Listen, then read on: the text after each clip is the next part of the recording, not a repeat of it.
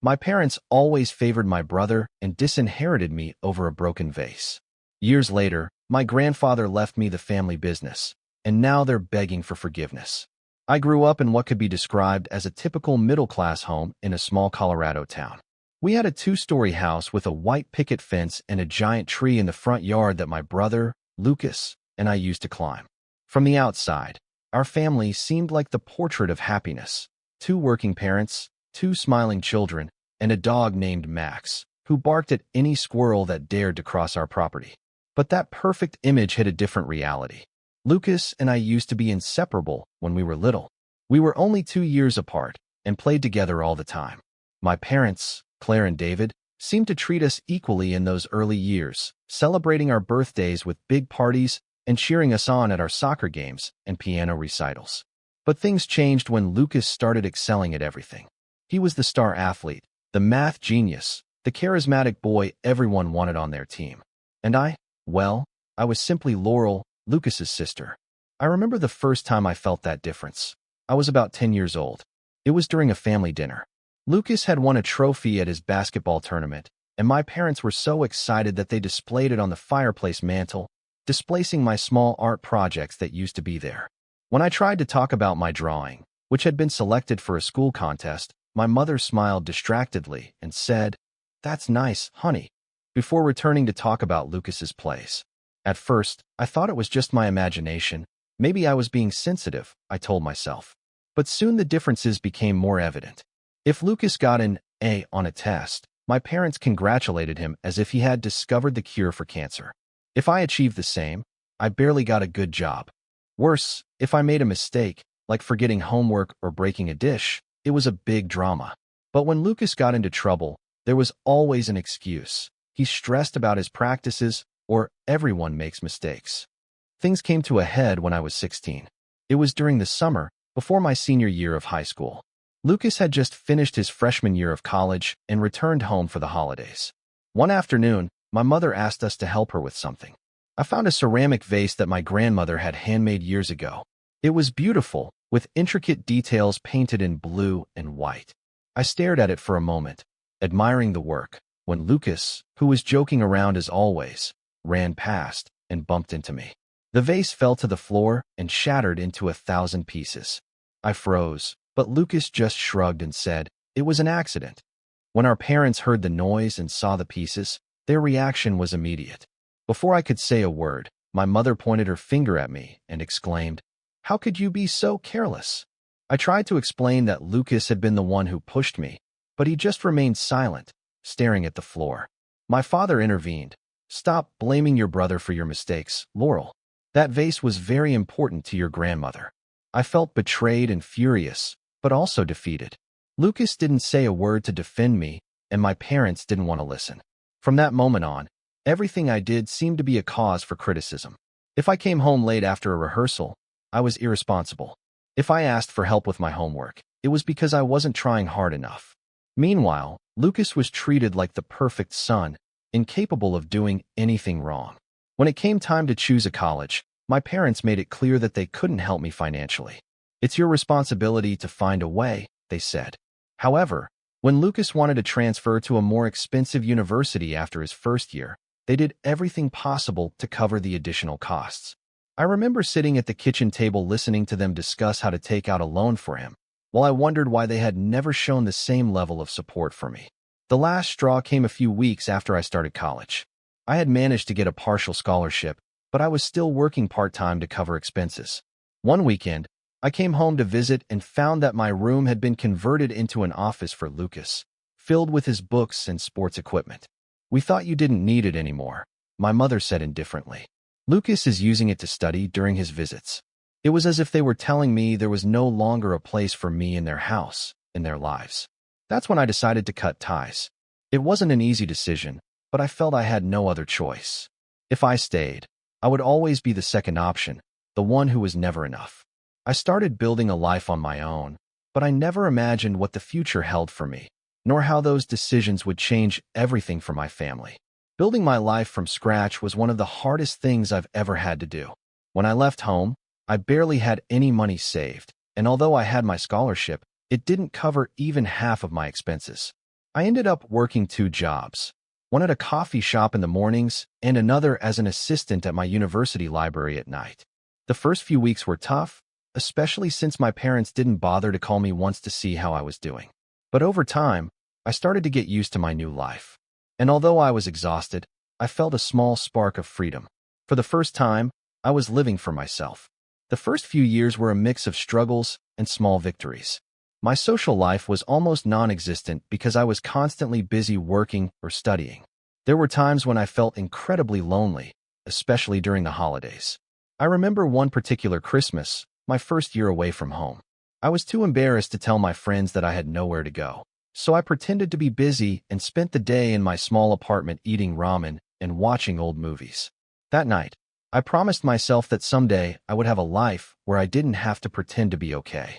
The only member of my family who kept in touch with me during those years was my grandfather, Joseph. He lived on a small ranch outside Denver and had always been a quiet but important figure in my life. When I was a child, we used to spend hours together in his workshop while he worked with wood, carving all kinds of figures. Although we didn't talk much, his presence always made me feel safe. One day, about a year after I left home, I received a letter from him. It was short, like everything he wrote, but it said, "I'm proud of you. If you need anything, don't hesitate to tell me." That simple sentence made me cry more than I'd like to admit. Not because I needed help at that moment, but because it was the first time in a long time that someone in my family had acknowledged and valued me. From then on, we began to exchange letters regularly. They weren't long or sentimental, but they were a constant reminder that I wasn't completely alone. He told me about the little things on the ranch, how the horses were getting older, how his dog, Rusty, still chased the neighbor's cats, and sometimes he included small tips, like how to fix a squeaky door or how to make a budget. In response, I told him about my work, my classes, and how I was learning to cook something other than ramen. Those letters became a kind of emotional lifeline for me. Meanwhile, my relationship with my parents and Lucas was non-existent. They didn't try to contact me once during the first 3 years after I left. I only heard about them occasionally, through mutual friends or social media posts. From what I knew, Lucas was still the star's son. He'd landed a good job at a marketing firm after graduating, thanks to my father's connections, and was apparently dating someone my mother adored. Everything in his life seemed perfect, while I was barely surviving. But, strangely, it didn't hurt as much anymore. I had stopped measuring my life in comparison to his and started focusing on what I wanted for myself. My efforts finally began to pay off. After years of sacrifice, I managed to graduate with honors in business administration. With my diploma in hand, I got a job at a small tech company in Denver. Although they didn't pay much, the atmosphere was incredible, and for the first time in my life, I felt like I was in the right place. I even made some friends at the office, people who supported me and accepted me for who I was. It was a refreshing change after years of feeling invisible.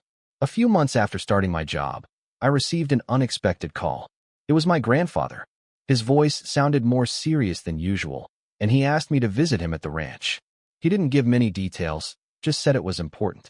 Although I had a tight schedule at work, I didn't hesitate to go. I knew that if he said something was important, it must be.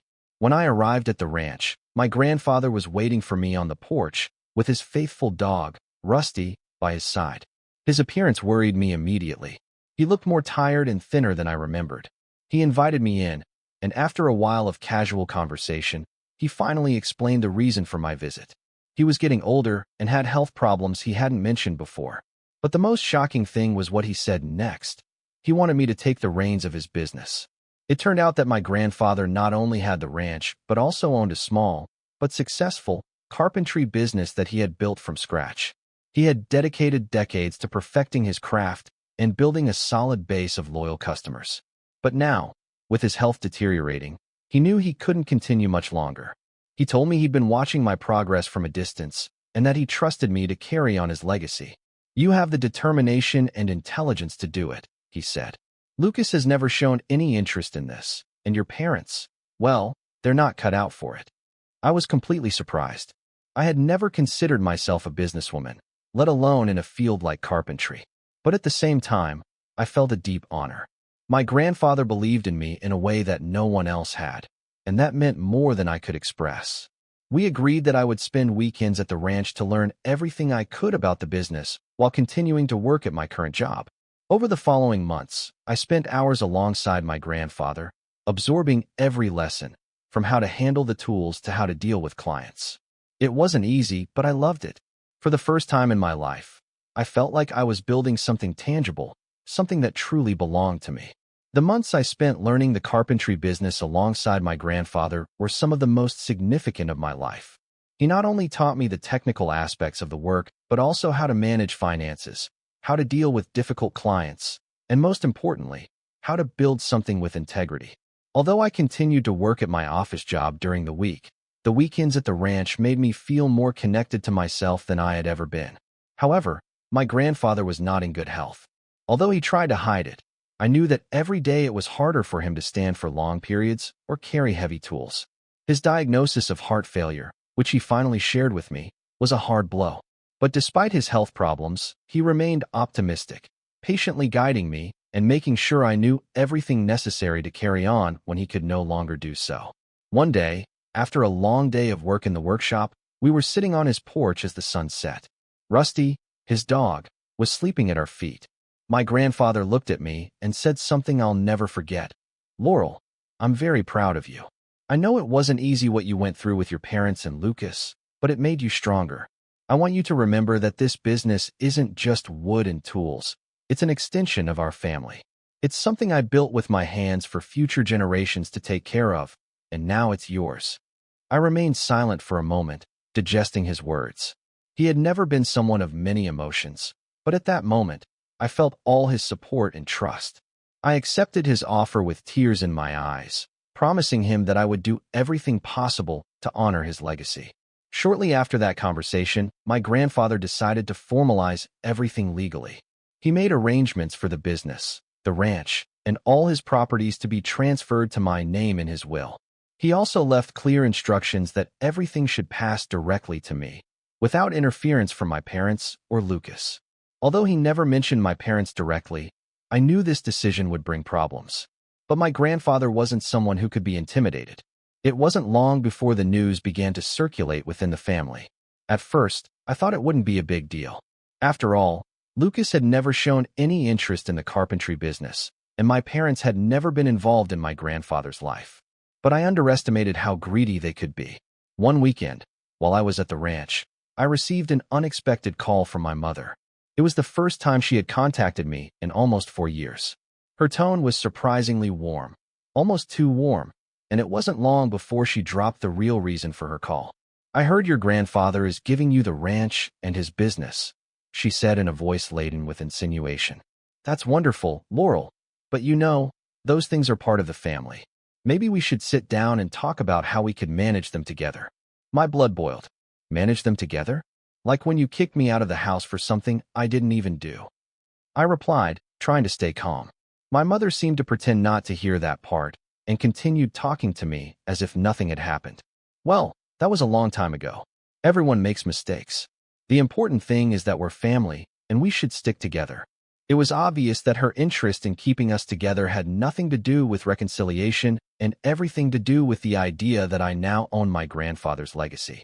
I ended the call quickly, telling her that I was busy and didn't have time for that conversation. But inside, I knew it wouldn't be the end. And it wasn't. 2 weeks later, I received a surprise visit from my parents and Lucas. They showed up unannounced at the ranch one Saturday morning while I was working on an order for a client. I barely recognized Lucas when he got out of the car. His expensive suit and arrogant attitude reminded me of how different we were now. My parents, on the other hand, seemed more nervous than ever. My mother was the first to speak, with a smile that seemed as fake as the last time I saw her. "Laurel, honey, it's so good to see you. We've been thinking about you a lot and all you've accomplished." Lucas crossed his arms, watching me with a mixture of contempt and curiosity. "I heard you have the workshop now. Congratulations," he said. His tone was so condescending that it almost made me laugh. My father, always the diplomat, stepped forward and added, "We know things have happened in the past, but we want to put all that behind us. We want to be a family again, especially now that your grandfather is getting older and all this is, well, important for all of us." I stared at them, trying to decide whether to explode or laugh in their faces. Finally, I opted for calm. Oh, yes, a family, like when you decided I wasn't worth supporting in college, or even calling for years. My mother feigned offense, placing a hand on her chest. That's not fair, Laurel. We were dealing with a lot of things at the time. Sure, I replied, crossing my arms.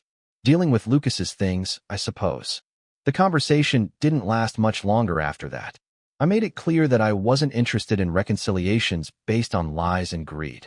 I asked them to leave, and although they protested a little, they finally left. Lucas, of course, didn't miss the opportunity to make one last sarcastic comment before getting in the car. Don't think you're so special, Laurel. You don't know what you're doing. After the confrontation at the ranch, I knew it wouldn't be the end. My family had never been the type to accept no for an answer, and I wasn't surprised when their next move came, this time more calculated and more intrusive. A few weeks later, I received a certified letter from a lawyer. At first, I thought it would be something related to my grandfather, maybe some business paperwork. But upon opening it, I almost fell out of my chair. My parents were questioning the validity of my grandfather's will, claiming that he wasn't in his right mind to make decisions about his properties. They were seeking to have the document that granted me the company and the ranch declared void, with the goal of having the assets redistributed equitably among family members. I didn't know whether to laugh or scream. It was ironic because these same parents who hadn't bothered to visit my grandfather for years were now suddenly concerned about his well-being and mental capacity. The hypocrisy was almost comical.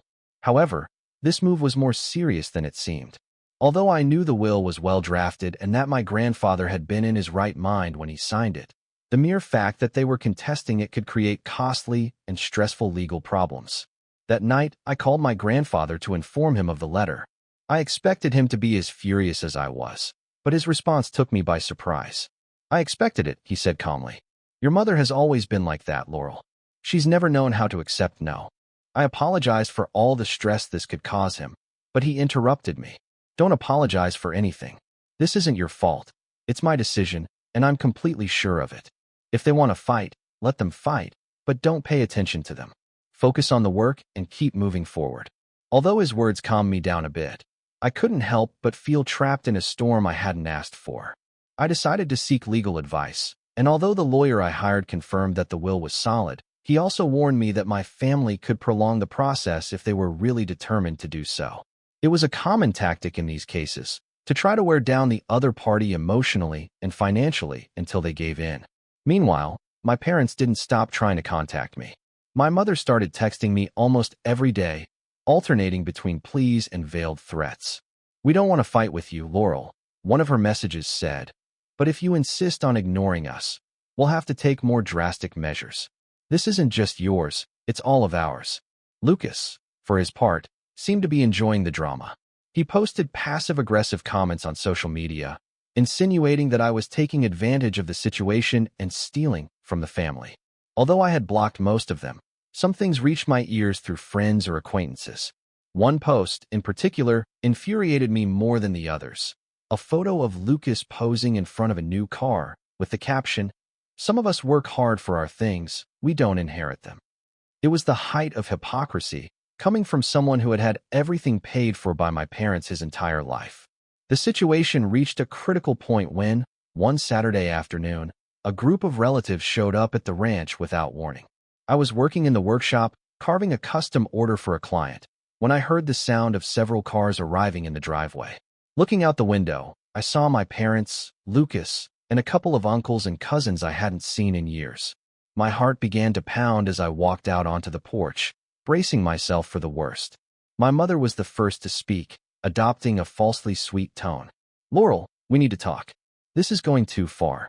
I interrupted her before she could continue. "Too far? You're the ones trying to invalidate the will of a man who is still alive. How can you justify yourselves?" My father stepped forward, trying to calm things down.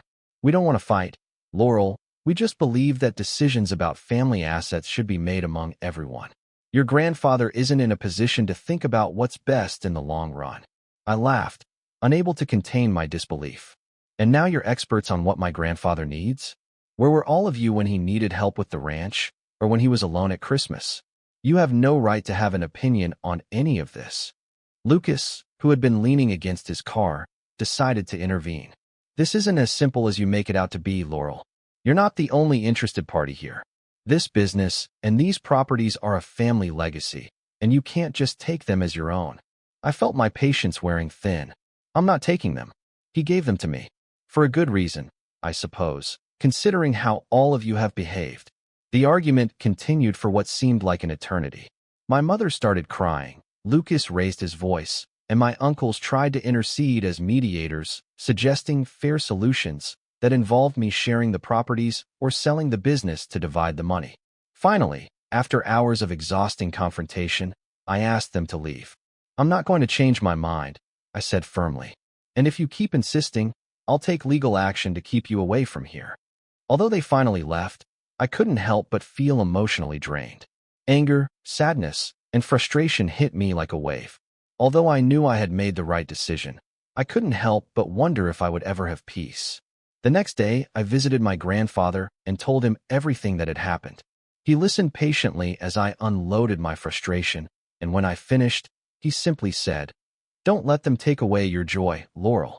This isn't about them. It's about you and what you can build. Stay strong." And that's what I did. After the confrontation at the ranch, I made the decision to protect my space and my peace of mind at all costs.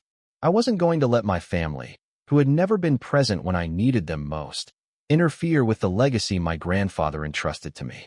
I hired a lawyer specializing in inheritance disputes and put everything in order to ensure they couldn't get near the ranch or the business without facing legal consequences.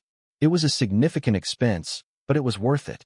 While dealing with the legal matters, I also immersed myself completely in the business. Every day in the workshop was a reminder of my grandfather's hard work and dedication. Seeing the finished furniture, hearing the words of thanks from clients, and knowing that I was keeping his vision alive gave me a sense of purpose I had never felt before. The business began to thrive even more under my direction. I implemented some modern marketing and management strategies I had learned in college, and soon we were not only fulfilling orders, but had a waiting list of clients. But, as expected, my family didn't stay put. One day, while checking my emails, I found one from an unknown sender. Upon opening it, I discovered it was a message from Lucas. His tone was different, almost desperate, but still imbued with his usual arrogance. "Laurel, we need to talk. You can't keep acting like this business and this ranch are just yours. You know Mom and Dad are going through financial problems, and this legacy should be for all of us. Do you really want to be the cause of the family falling apart?" Lucas's audacity left me speechless. This was the same brother who had remained silent when my parents kicked me out of the house, the same one who never cared if I had enough to eat while he lived comfortably. Now he was appealing to family unity because, suddenly, they needed something from me. I ignored the email and marked it as spam. I didn't have time for his emotional games. However, the real blow came a few weeks later. One morning, I received a call from my lawyer. My mother and father had filed a formal lawsuit to contest the transfer of the ranch and business to my name. They claimed that my grandfather had been manipulated by me, that I had pressured him to exclude them from the will. They had even gathered some relatives willing to testify in their favor. The news left me devastated. Although I knew the accusations were completely false and that my grandfather was completely lucid, I couldn't help but feel hurt by how low they were willing to go. They weren't just trying to take away the business my grandfather had worked his whole life to build. They were also trying to destroy the most important relationship I had. I went directly to the ranch to tell my grandfather what was happening. When I arrived, I found him sitting in his favorite armchair, with Rusty by his side. His hands trembled slightly as he held a cup of tea, but his gaze remained firm and determined. I told him everything, trying to stay calm, but the tears started falling before I could stop them. He listened to me silently, nodding slowly. When I finished, he set his cup on the table and looked at me intently. "Don't worry about it, Laurel," he said in his quiet but authoritative voice. "I knew this could happen. That's why I took precautions." He explained that he had recorded a video months earlier, clearly explaining why he had decided to transfer the business and ranch to me. In the video, he detailed how my parents had never shown any interest in the workshop or life on the ranch, and how Lucas had shown constant disrespect for family values. He also mentioned how he had seen my effort, my dedication, and my ability to manage the business. "There's no way they can argue against this," he said, smiling weakly. Seeing that video was a mix of emotions for me. It filled me with pride to know how much he trusted me, but also with sadness to see him face the reality of a divided family. I knew how much all this hurt him, even though he didn't show it. In the following weeks, my lawyer presented the video as evidence, along with documents supporting the validity of the will. My parents and Lucas had no solid basis for their lawsuit, and in the end, the judge dismissed the case. It was a legal victory, but the emotional cost had been high. After the ruling, my family tried one last effort. Lucas called me directly, something he rarely did. This time, his tone was completely different. There was no sarcasm or arrogance, just an attempt to appeal to my emotions. "Laurel," he said, "I know I made mistakes, we all did. But we're family, we can't go on like this. Do you really want this to be the end?" I took a deep breath before answering. "Lucas, this isn't about ending something. It's about what started years ago when you made me feel like I wasn't worth anything. I'm not looking for revenge, but I'm not going to let you destroy what my grandfather and I have worked to build. If you really want to fix things, start by respecting my boundaries." Lucas didn't say anything for a moment, and then he hung up. That was the last time I spoke to him. Today, the business is stronger than ever. My grandfather is proud of what we have achieved together.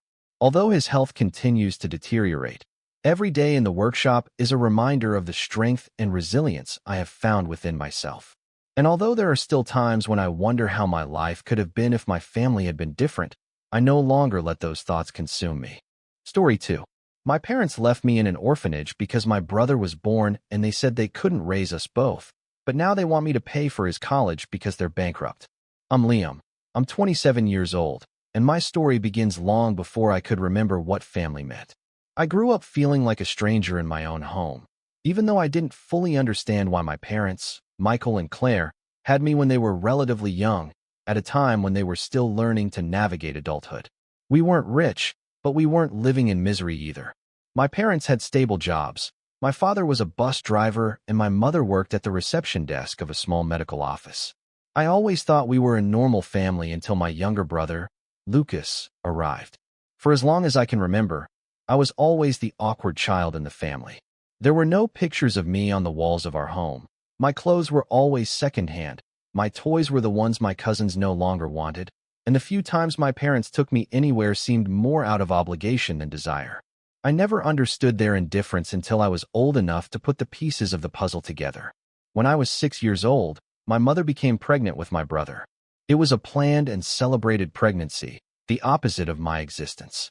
While my mother was excited about the arrival of the new baby, I was relegated to a corner like an old piece of furniture that no longer fit the decor of the house. Family visits came with gifts and smiles for the future baby, while I went unnoticed. The comments started to bother me. Now the family will be complete. A wanted child. What a blessing. And what was I? The day my brother was born, I knew. I saw the way my parents looked at him with a love and devotion they had never shown me. For the first time, I understood that I was nothing more than a mistake, an accident they had learned to tolerate until their true happiness arrived. I tried to get close to Lucas, to be part of the family excitement, but my mother always pushed me away. "Don't touch him so much, Liam. You can make him sick. Don't make noise when he's sleeping. We don't want him to wake up. Go play somewhere else. You're bothering us." My world became a place where I was always superfluous. My father, although less cruel in words, did nothing to change it.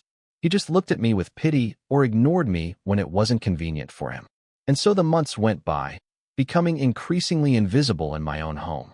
But the situation didn't end there. When I was 7 years old, one winter afternoon, my mother took me for a car ride. There was nothing unusual, except that I didn't take any of my belongings with me. The conversation was brief, almost rehearsed. "Liam, we're going to a place where you'll be better off." At first I thought she would take me to my grandparents or some relative, but I didn't recognize the route. The city was left behind, and, after a long trip, we arrived at an old building with a large iron gate at the entrance. There was a sign that read, "San Vicente Children's Home." There I understood everything. My mother got out of the car, and I followed her fearfully. Inside the building, a woman with gray hair and a stern expression greeted us. My mother spoke to her for a few minutes, and then, without looking me in the eye, she bent down to tell me, "You'll be fine here, Liam." Without hugs, Without goodbyes, without tears, she stood up and left without looking back. I stood there, paralyzed, watching the car disappear down the road. One of the center's assistants took my hand and led me inside. I didn't understand why they had left me there, not until weeks later when I overheard one of the workers say, "It seems they brought him because they couldn't support both children." I was replaced. My existence became dispensable as soon as my brother was born. The first nights in the orphanage were difficult. I cried silently, wondering what I had done wrong to deserve it. I watched the other children, many of them orphans, others abandoned like me. We all carried the weight of being unwanted, but no one could explain why. The orphanage wasn't a horrible place, but it wasn't a home either.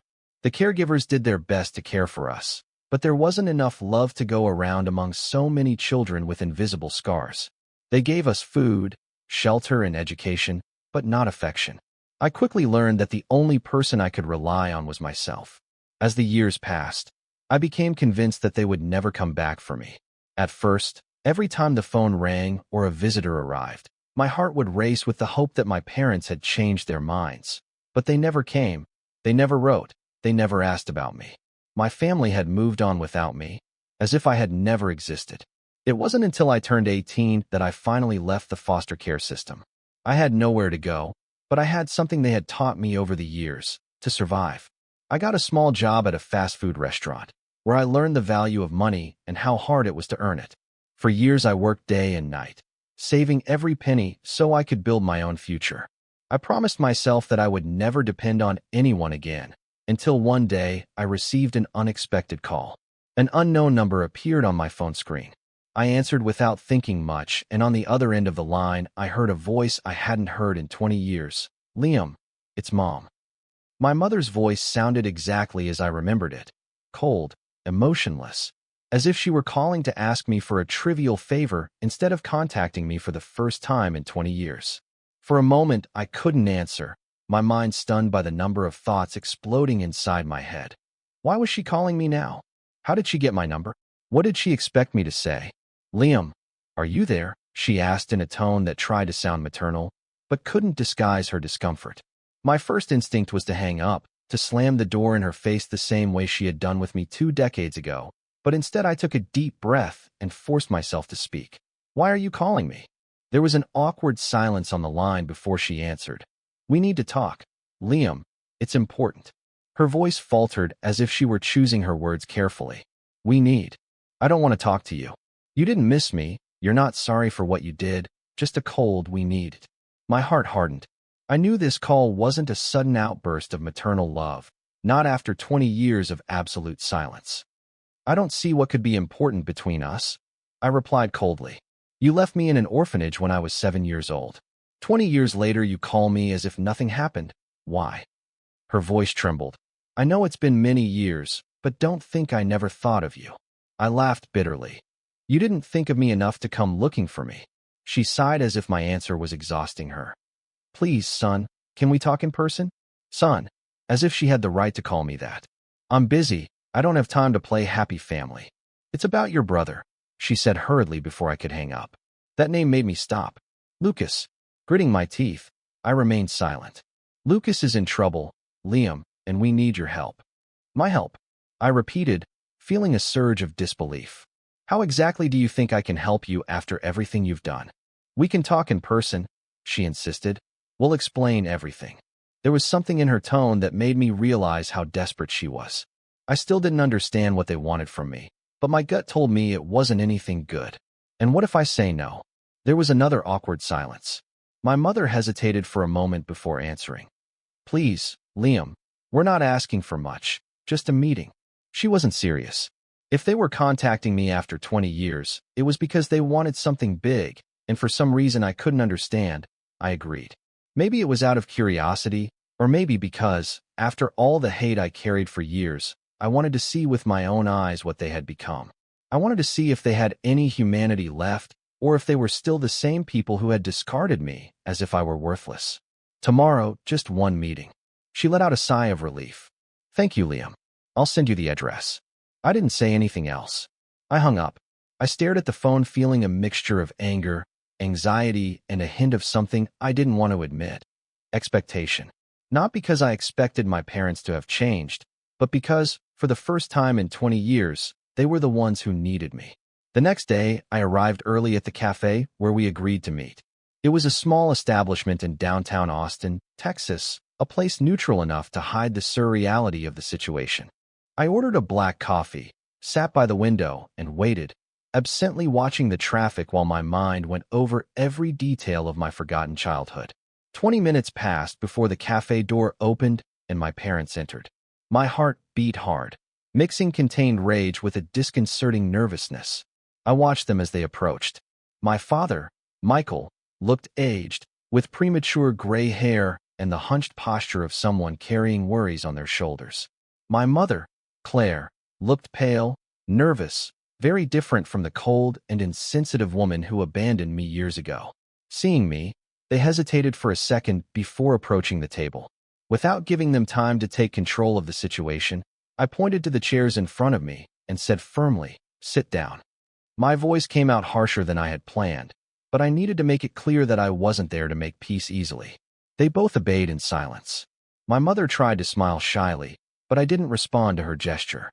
"Thank you for coming, Liam," my father began hesitantly. "I know this must be very difficult for you."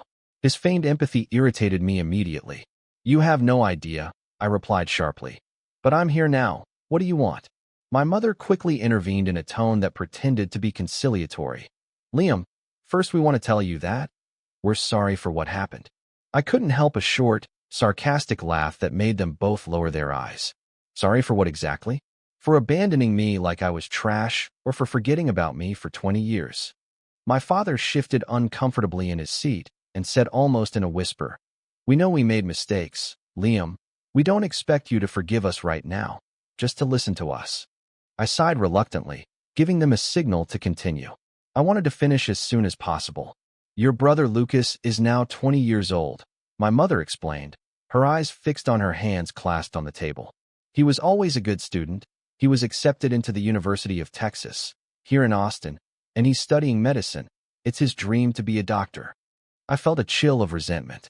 Lucas, the wanted son, always had everything I could never even imagine in my childhood fantasies. I couldn't help thinking how my life would have been if they had wanted to give me half of those opportunities. "And what does that have to do with me?" I asked coldly, although I already sensed the answer. My father took a deep breath and said with visible discomfort, "We lost the house a few months ago. My income isn't enough, and your mother has been sick. We have no way to continue paying for Lucas College." I made a gesture of impatience. The coffee in front of me was cold, like my feelings towards them. "So what do you want?" "Money," I asked ironically. "Seriously, after abandoning me, you look for me to ask me to finance my brother's life?" My mother raised her head, surprised by my reaction, as if she expected me to accept easily. "Liam, we know it's unfair to ask you, but Lucas isn't to blame. He wants to meet you too. He always knew he had an older brother.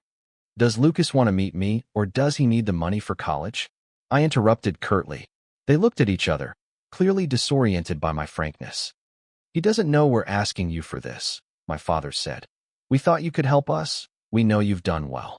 We looked you up on social media. We saw you have a good job, a good life. You could help us without it affecting you too much." That phrase awakened something dark within me. They were looking at me like a bank account, an opportunity to solve their problems with minimal emotional effort. "You have no right to decide what affects me and what doesn't," I replied in a low voice, containing my rage. "My life stopped mattering to you 20 years ago. What makes you think I have an obligation to solve your mistakes now?" My mother lowered her gaze in shame. My father tried to speak, but I stopped him with a firm gesture. "I want you to answer something first," I demanded. "Why me? Why don't you go to your friends, family, or anyone else who actually cares about you?" There was a heavy silence before my father admitted uncomfortably, "No one wants to help us. They turned their backs on us after the bankruptcy. You're our last option." Hearing those words hurt more than I was willing to admit. 20 years of abandonment, and they weren't even looking for me out of regret, but out of desperation.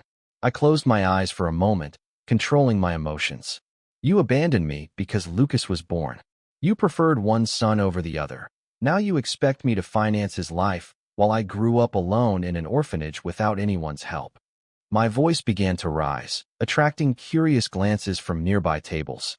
Liam, please, calm down, my mother whispered uncomfortably. Calm down, I repeated incredulously. Are you seriously asking me to calm down? You haven't even apologized sincerely. You came here to demand money to maintain the privileges of the son you did decide to love. I stood up abruptly, dropping a bill on the table. My parents looked up in surprise, clearly not knowing what to say. I'm not going to pay for Lucas college, I said finally. If you want to regain a shred of dignity, tell him the truth. Tell him you abandoned his older brother because you couldn't support both of us. Tell him that now you want that brother he never knew to finance his dreams because you failed as parents. They looked at me without answering, stunned, ashamed. But don't look for me again. I already survived without you. I'm sure Lucas will too. Without waiting for an answer, I walked towards the exit. My body was trembling, my mind burning in confusion. Leaving the cafe, I inhaled the fresh air deeply. For the first time in many years, I felt a strange sense of liberation. I left the cafe with my heart pounding in my ears and my fists clenched. My emotions were a whirlwind: rage, sadness, disbelief. I got in the car, slammed the door, and sat there motionless, staring at the steering wheel as I tried to process what had just happened. For years I dreamed of the day my parents would come looking for me again, not because I missed them, but because I wanted to see them beg me. I wanted to see regret on their faces, hear a sincere apology, maybe even a tear shed for the son they discarded like a piece of old furniture. But no, all I saw in their eyes was desperation. They didn't want me, they wanted my money. I took a deep breath, trying to calm the anger that was still simmering in my chest. I looked at my phone, hesitating whether to call someone. John and Mary, my real parents, the ones who saved me when no one else did, but I didn't want to worry them with this.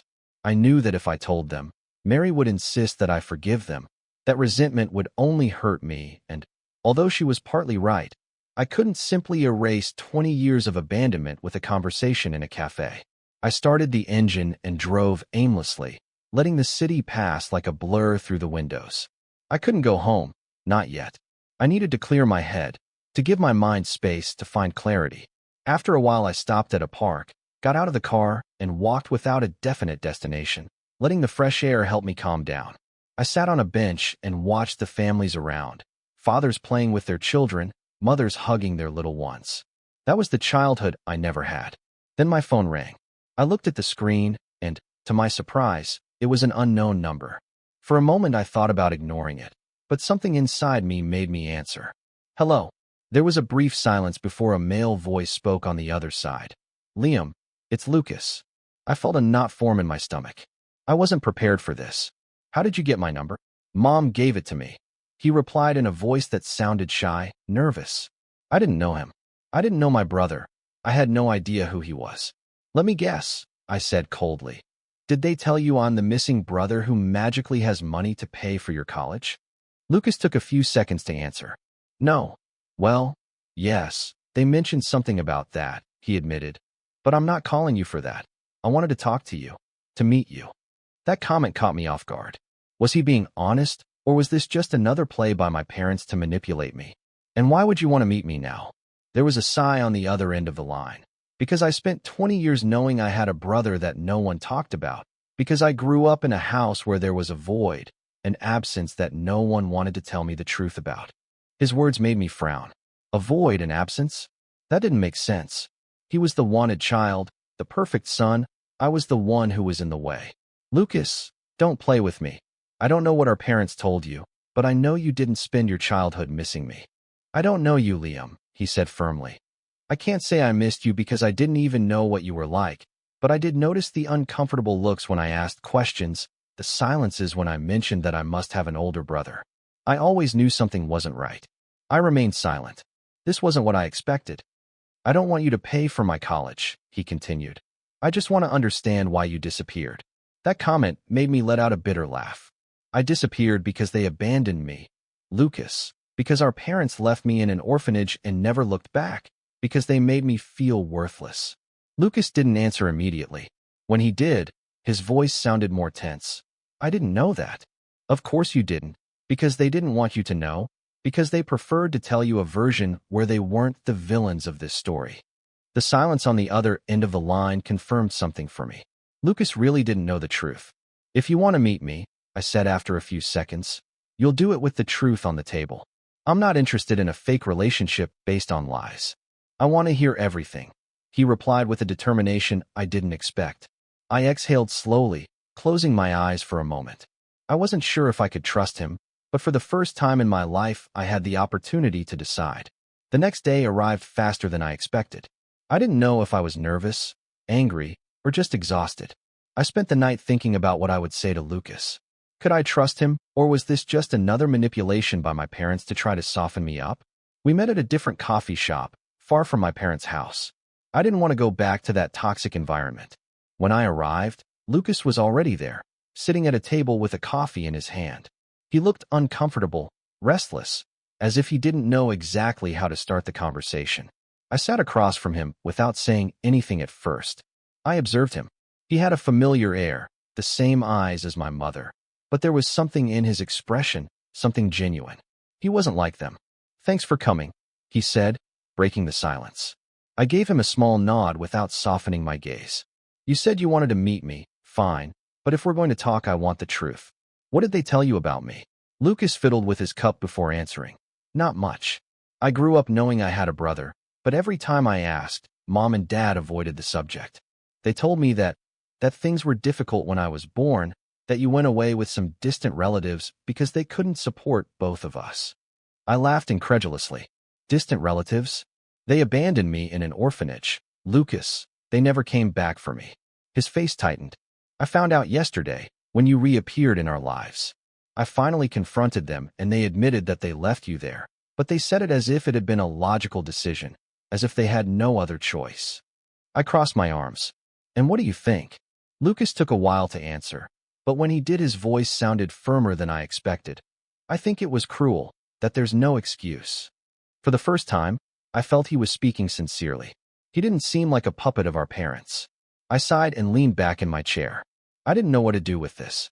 For years I had imagined Lucas as a rival, someone who had taken my place without thinking about the consequences. But seeing him now, he seemed more like a victim of their manipulation as much as I had been. "I don't hate you, Lucas," I said finally. "But understand me. I can't pretend we're brothers." He nodded slowly. "I understand. I don't expect you to forget what happened. I just want to know the real version of the story." I took a deep breath. The time had come. When I was 7 years old, Mom took me in the car without telling me where we were going. She left me at the door of the orphanage and left without saying goodbye. For years I waited for them to come back, but they never did. Lucas listened to me in silence as I recounted everything. The cold nights in the orphanage, the times I went without dinner because there wasn't enough food, the loneliness of watching other children being adopted while I remained there, invisible to the world. I told him how, when I was 10, a couple finally adopted me, John and Mary, who gave me the love our parents never gave me, how I worked to earn a living, how I learned to fend for myself without expecting anything from anyone. Lucas ran a hand through his hair, clearly affected. "I had no idea. No, you didn't. And now that you do, tell me, do you still think they deserve my help?" Lucas was silent. He was clearly struggling with himself. "I don't know what to say," he finally murmured. I looked at him steadily. "You don't have to say anything.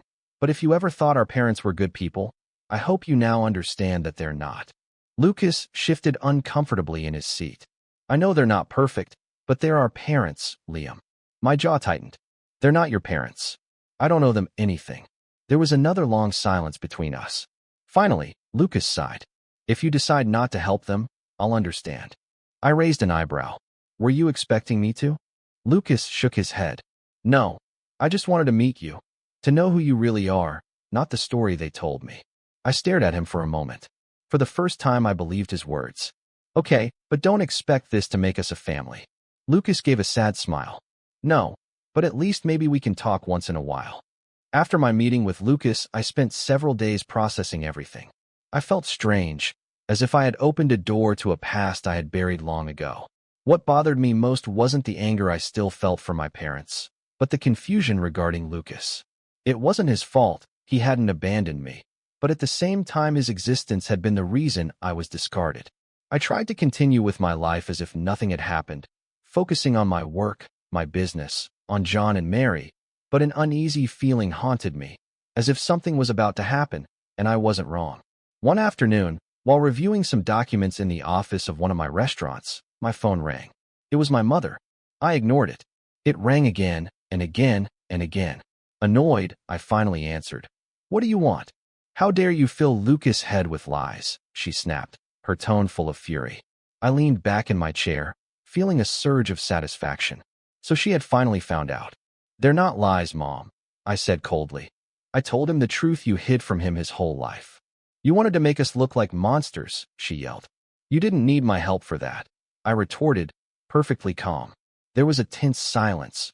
I could hear her ragged breathing on the other end of the line. "Your brother is devastated," she continued in a now more controlled voice, as if she were trying to manipulate me. "You filled his heart with hate." I rolled my eyes. "I didn't fill him with hate, Mom. I just opened his eyes. Or did you expect him to believe your story forever?" She didn't answer immediately.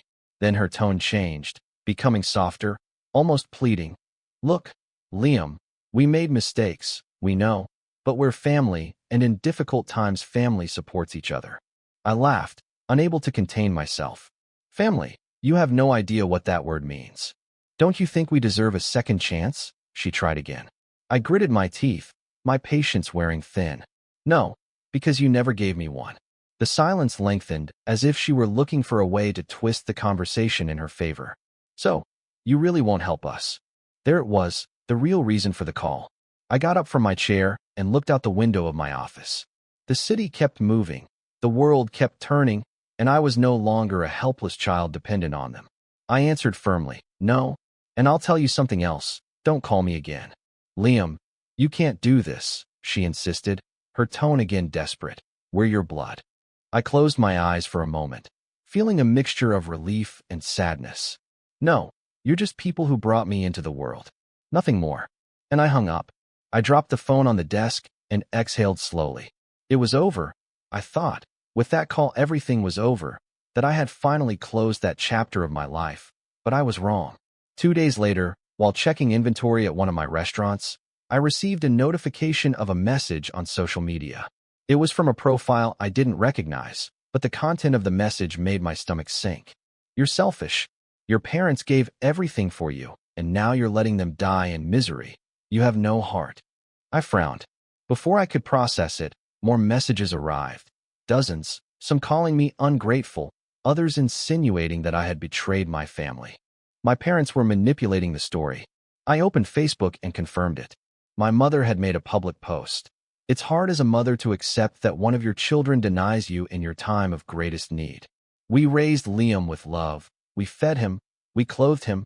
We made sacrifices for him. But now that we need help, he has turned his back on us. We don't want money. We just want him to remember that he will always have a family." It was a trap. The post had hundreds of comments from people supporting them, calling me ungrateful, saying how could I abandon my poor parents when they had given me life. Worst of all, they had also mentioned Lucas, implying that I was depriving him of an education out of spite. That was their play. They hadn't managed to manipulate me privately, so they were using social pressure to try to shame me and make me give in. I stared at the screen, feeling a mixture of rage and disbelief. They really had no limits. My phone rang. It was Lucas. "Did you see what they did?" he asked as soon as I answered. "Yes, they're damn manipulators." Lucas sighed. "I didn't know they were going to do this. I told them I didn't want your money, that it wasn't fair, but they did what they always do, manipulate, twist the story to their advantage." Lucas was silent for a moment. "I want you to know that I have nothing to do with this." I rubbed my face in frustration. I couldn't hate him. He wasn't to blame for being raised by them. "I know, Lucas, but understand something. This is the last straw for me." "What are you going to do?" "Something they didn't expect. I'm going to tell my story." That same night, I sat in front of my computer and wrote a post, not one full of hate or resentment, but simply the truth. 20 years ago, my parents abandoned me in an orphanage because they didn't want to raise both of us. They never looked for me. They never tried to get me back. I grew up believing I was worthless until an adoptive family taught me what love really means. Now, after 2 decades of silence, they have contacted me not to apologize, but to ask me for money. I didn't fall for their manipulation, so they've decided to use social pressure to try to force me to help them. But I want to make something clear, I don't owe them anything. I'm not the villain for refusing to help those who never helped me, and I'm not going to give in to their emotional blackmail. I posted it on all my social media and waited. At first, I only received a few responses from close friends supporting me, but within hours the post exploded. It was shared hundreds of times. People started asking questions. How can parents abandon a child and then demand their help 20 years later? This is pure manipulation. Don't fall for their game. If they had really loved you, they would have tried to contact you before, not just when they needed money. Gradually, the narrative began to change. The people who initially attacked me began to question my parents' story. The weight of truth was stronger than their lies. I watched my phone blink with my mother's name on the screen. I knew it wouldn't be an apology call, not after what I had done. I sighed, letting it ring a few more times before finally answering. What do you want now? I asked without bothering to hide my cold tone. On the other side, there was a tense silence before my mother let out a heavy sigh. How could you do this? Her voice sounded tired, but there was still a tone of resentment in it. You humiliated us in public. I let out a dry laugh. Are you really saying that after you tried to manipulate everyone into seeing me as the villain? We had no choice, she replied quickly. We just wanted you to understand. No, you didn't want me to understand anything, I interrupted. You wanted me to give in. You wanted me to feel guilty, but you made a mistake, Mom. I'm not the helpless child you abandoned. She was silent. Lucas is upset with me, she murmured after a moment. He says we should never have hidden the truth from him. I ran a hand over my face. I didn't want Lucas to suffer because of this, but I couldn't protect him from the truth either. He deserved to know. Maybe now he understands who you really are. My mother exhaled in frustration. Liam, I know you won't forgive us. No, I won't. Her voice cracked. For the first time, I noticed a hint of something that sounded like regret. Sometimes I wonder what would have happened if we had done things differently. It hurt me more than I expected to hear that, but it wasn't enough. Nothing would make up for what they did. It doesn't matter, Mom. You didn't, and it's too late. Another long silence. We won't bother you again, she whispered at the end. I promise. I wanted to believe her, but I knew my parents' promises had never been worth anything. Good, I simply said and hung up. That night, I sat on the edge of my bed looking at the phone in my hand. I didn't feel satisfaction. I didn't feel relief. Just a strange emptiness. I hadn't defeated them. There was no trophy for winning against parents who never loved their son. But what I did have was something more valuable, freedom. I would never have to wonder why I wasn't enough for them. I would never have to wait for them to come back. I would never have to justify their abandonment. I picked up my phone and called a number that did matter to me. Liam. Mary's voice sounded soft, warm. I smiled for the first time in days. I just wanted to tell you I love you, Mom. There was a brief silence, and then her laugh. I love you too, son. Story 3. My parents sabotaged my college application to protect my sister's feelings, so I took it upon myself to ruin everything they valued. I'm an 18-year-old guy who just finished high school. My goal was always clear. I wanted to attend an out-of-state university, a prestigious place that would challenge me and get me away from the drama that always surrounded my home. Since I was little, I've been fascinated by science, especially engineering. I worked very hard to build my path towards a career in electrical engineering. My academic record was solid, and I even landed summer internships that strengthened my application. Everything seemed to be on track until something strange happened. Last year, I began the application process for several universities, including one of the most prestigious on the West Coast. It was my dream school, a goal that had motivated me for years. I spent months perfecting my essay, making sure it stood out, and my GPA was more than enough to compete for a spot. Even my friends, who were also applying, were excited for me. However, there was a constant shadow, my older sister. My sister, who is 2 years older than me, was always my parents' favorite. No matter how many mistakes she made or how much she neglected her education, they always excused her. She failed several classes during high school, although my mother always defended her, saying she had learning difficulties. The reality was that she preferred to spend her time at parties and on social media. I never cared much until I started noticing how my parents became more tense every time I talked about my college plans. At first, I thought it was simply the pressure of the moment. After all, sending college applications is stressful for any family. But there was something more, a subtle discomfort I couldn't ignore. My mom and dad avoided the topic when I talked about my dreams, and whenever I mentioned my dream school, they quickly changed the conversation. When universities started sending their responses, I received news from several institutions I had applied to. I was accepted into many of them, which was a huge relief. But there was something strange. I never received any news from my favorite university. At first, I thought it was normal. Maybe they were taking longer to process the applications. But as the days went by, I started to feel anxious. My friends, who had also applied, were already receiving responses, even rejections. I, however, didn't have a single sign of life from that school. I decided to investigate. I checked the online admissions portal, hoping to find some updated status. To my surprise, there was no record of my application. I checked my emails several times, even in the spam folder, but there was nothing related to that university. I felt like something wasn't right, but I couldn't imagine what was happening. Finally, after days of uncertainty, I called the university's admissions office. The person who answered was kind, but their words left me frozen. They told me that my application had been withdrawn shortly after it was submitted. At that moment, my brain couldn't process what I was hearing. I explained to them that that wasn't possible, that I never withdrew my application, but they insisted that they had received an email requesting the withdrawal, with all my correct information, and that as a result, my application was deleted from the system. I felt dizzy. How could that be possible? I hung up the phone in shock. The first thing I thought of was my sister. She had always been insecure around me, and although she rarely admitted it, she was jealous that I did well in school. I wondered if she could have done something like this to sabotage me, but after a while I realized that didn't make sense. She didn't have access to my email or my application information. If it wasn't her, then there was only one possibility left: my own parents. That idea was terrifying, but I had to confirm it. That night, during dinner, I brought up the subject. I told them what I had discovered and watched their reactions carefully. My mother tried to act surprised, while my dad focused on his food, avoiding eye contact. When I asked them directly if they knew anything about the withdrawal of my application, there was a long silence. Finally, my dad looked up and said in a cold, direct voice, "We did it for your sister's sake." My ears were ringing. Had I heard that correctly? For my sister's sake? What the hell did that mean? My mom, nervously, tried to explain, "Your sister has been struggling a lot.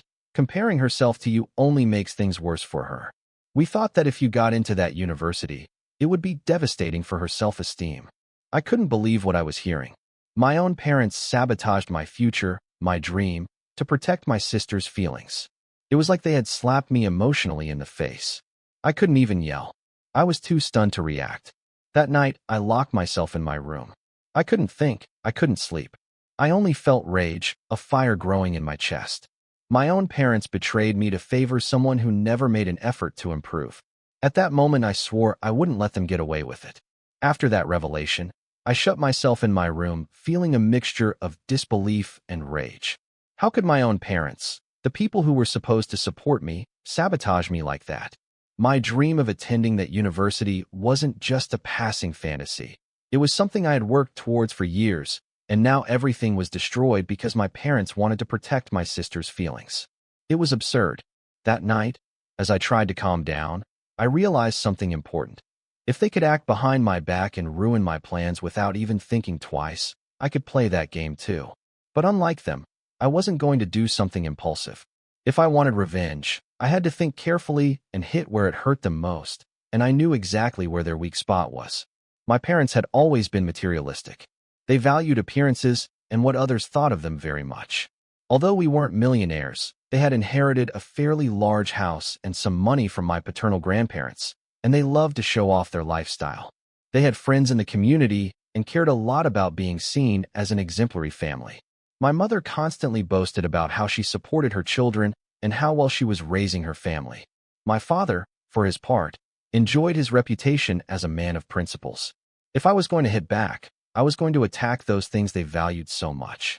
Before taking any action, I needed to confirm exactly how they had withdrawn my application. I knew they had access to my email because when I was younger I used to use my dad's computer. I probably never logged out of my account when I got my own laptop. If my suspicion was correct, they simply logged into my email, found my application information, and sent the email to withdraw it.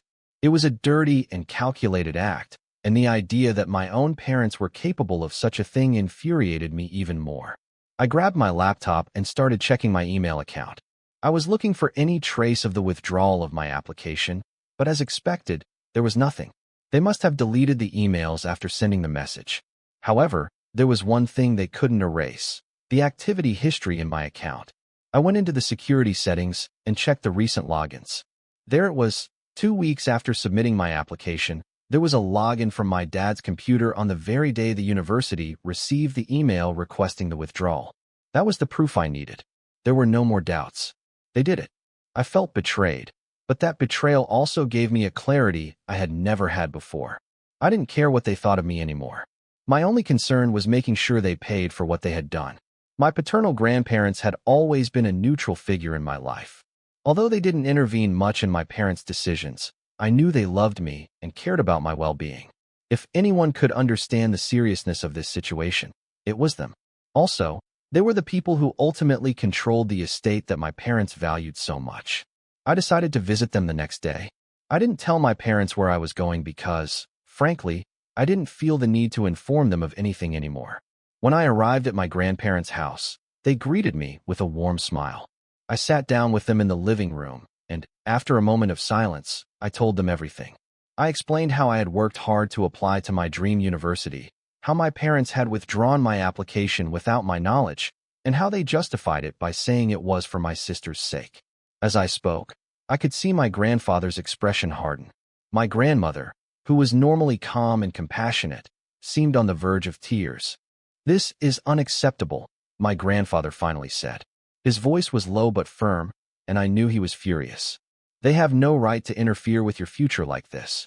My grandmother hugged me and told me she was very sorry for what had happened, but that they wouldn't allow something like this to go unpunished.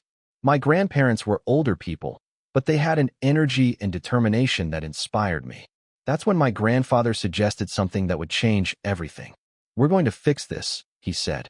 "We're not only going to help you get to where you deserve to be, but we're also going to make sure they learn a lesson they'll never forget." I didn't understand exactly what he meant at the time, but I trusted him. I knew my grandparents had resources and that if they were on my side, I could face anything. Over the next few weeks, my grandparents began to make their moves. The first thing they did was contact a lawyer to review how they could adjust their wills.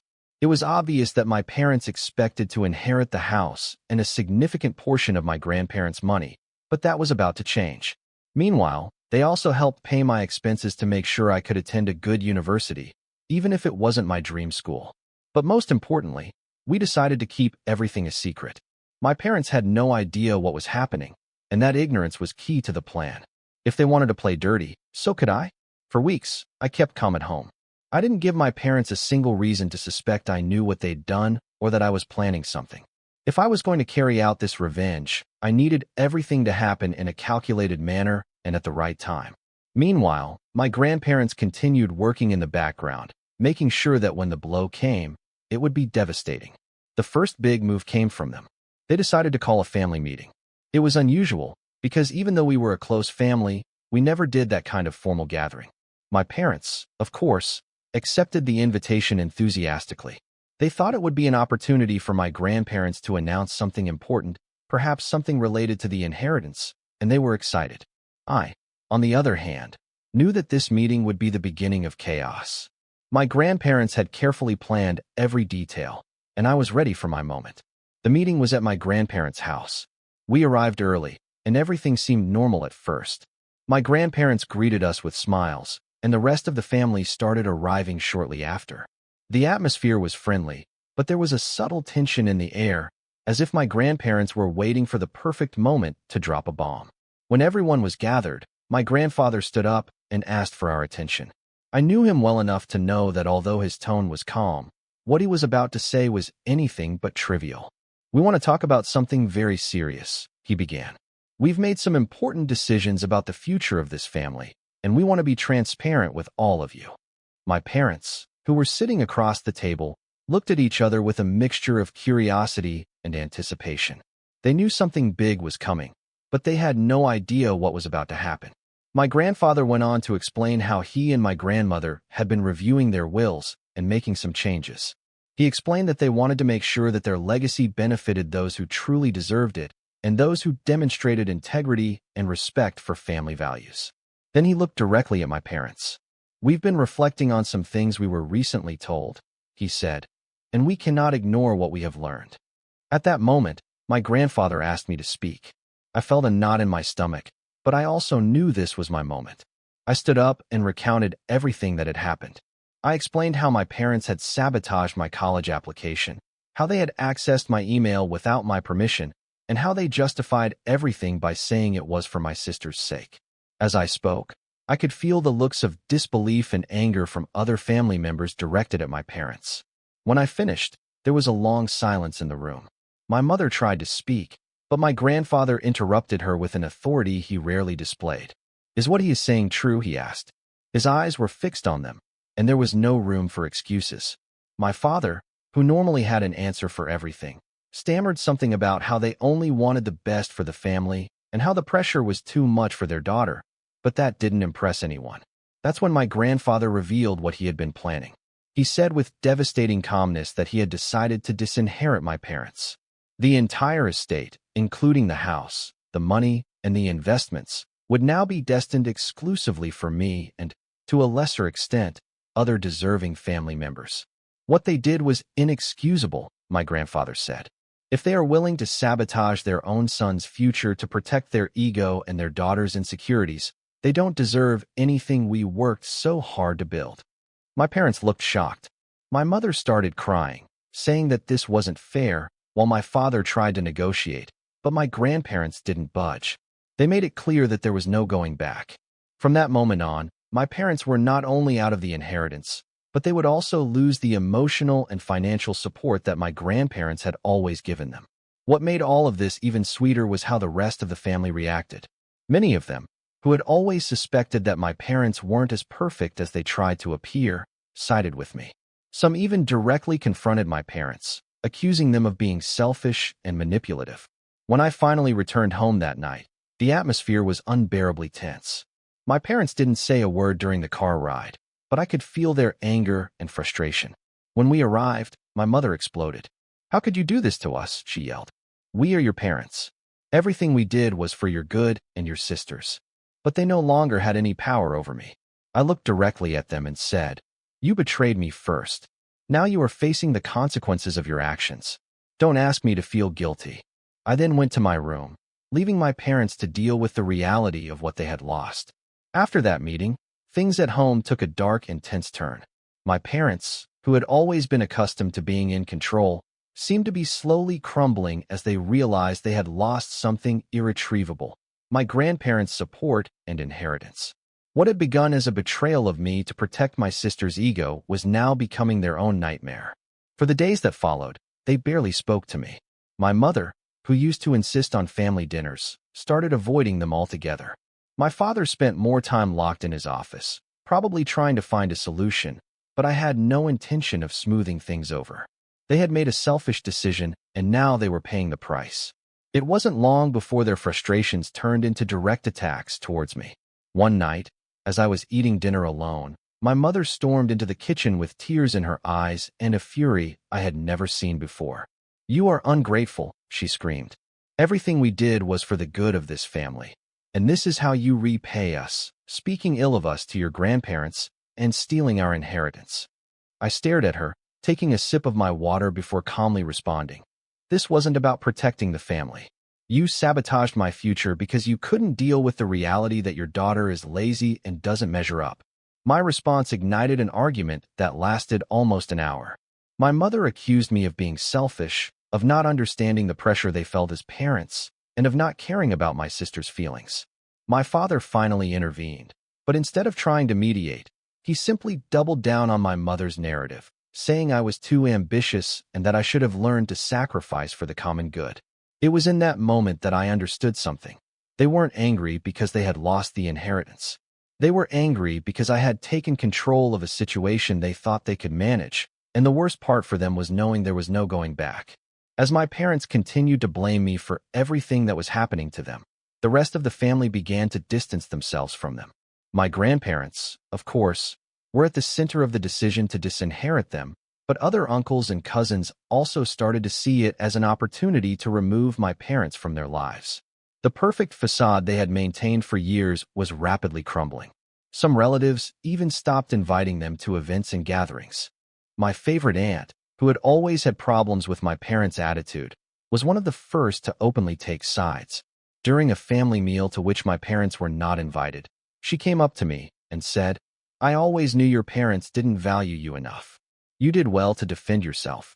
I'm not going to lie, it was incredibly satisfying to hear that. For years, I had felt like I didn't have a voice in my own family, but now the narrative was changing. They were the villains, not me. A few days later, as I was leaving for a meeting with some friends, I saw my parents in the living room arguing heatedly. My father was holding the phone and raising his voice, which was not common for him. Although I didn't want to get involved, I couldn't help but overhear when he mentioned my grandparents. "You can't do this, Dad. This isn't fair," he exclaimed. "We have dedicated our lives to this family, and now you are completely stripping us of everything." For a moment, I thought that maybe my grandfather was giving in, but then my father slammed his fist on the table, something completely out of character. "This isn't over," he yelled before slamming the phone down. When he saw me standing in the doorway, his face shifted from fury to contempt. "I hope you're happy with yourself," he said. "You are destroying this family." I didn't answer him, not because I didn't have words, but because he didn't deserve my energy.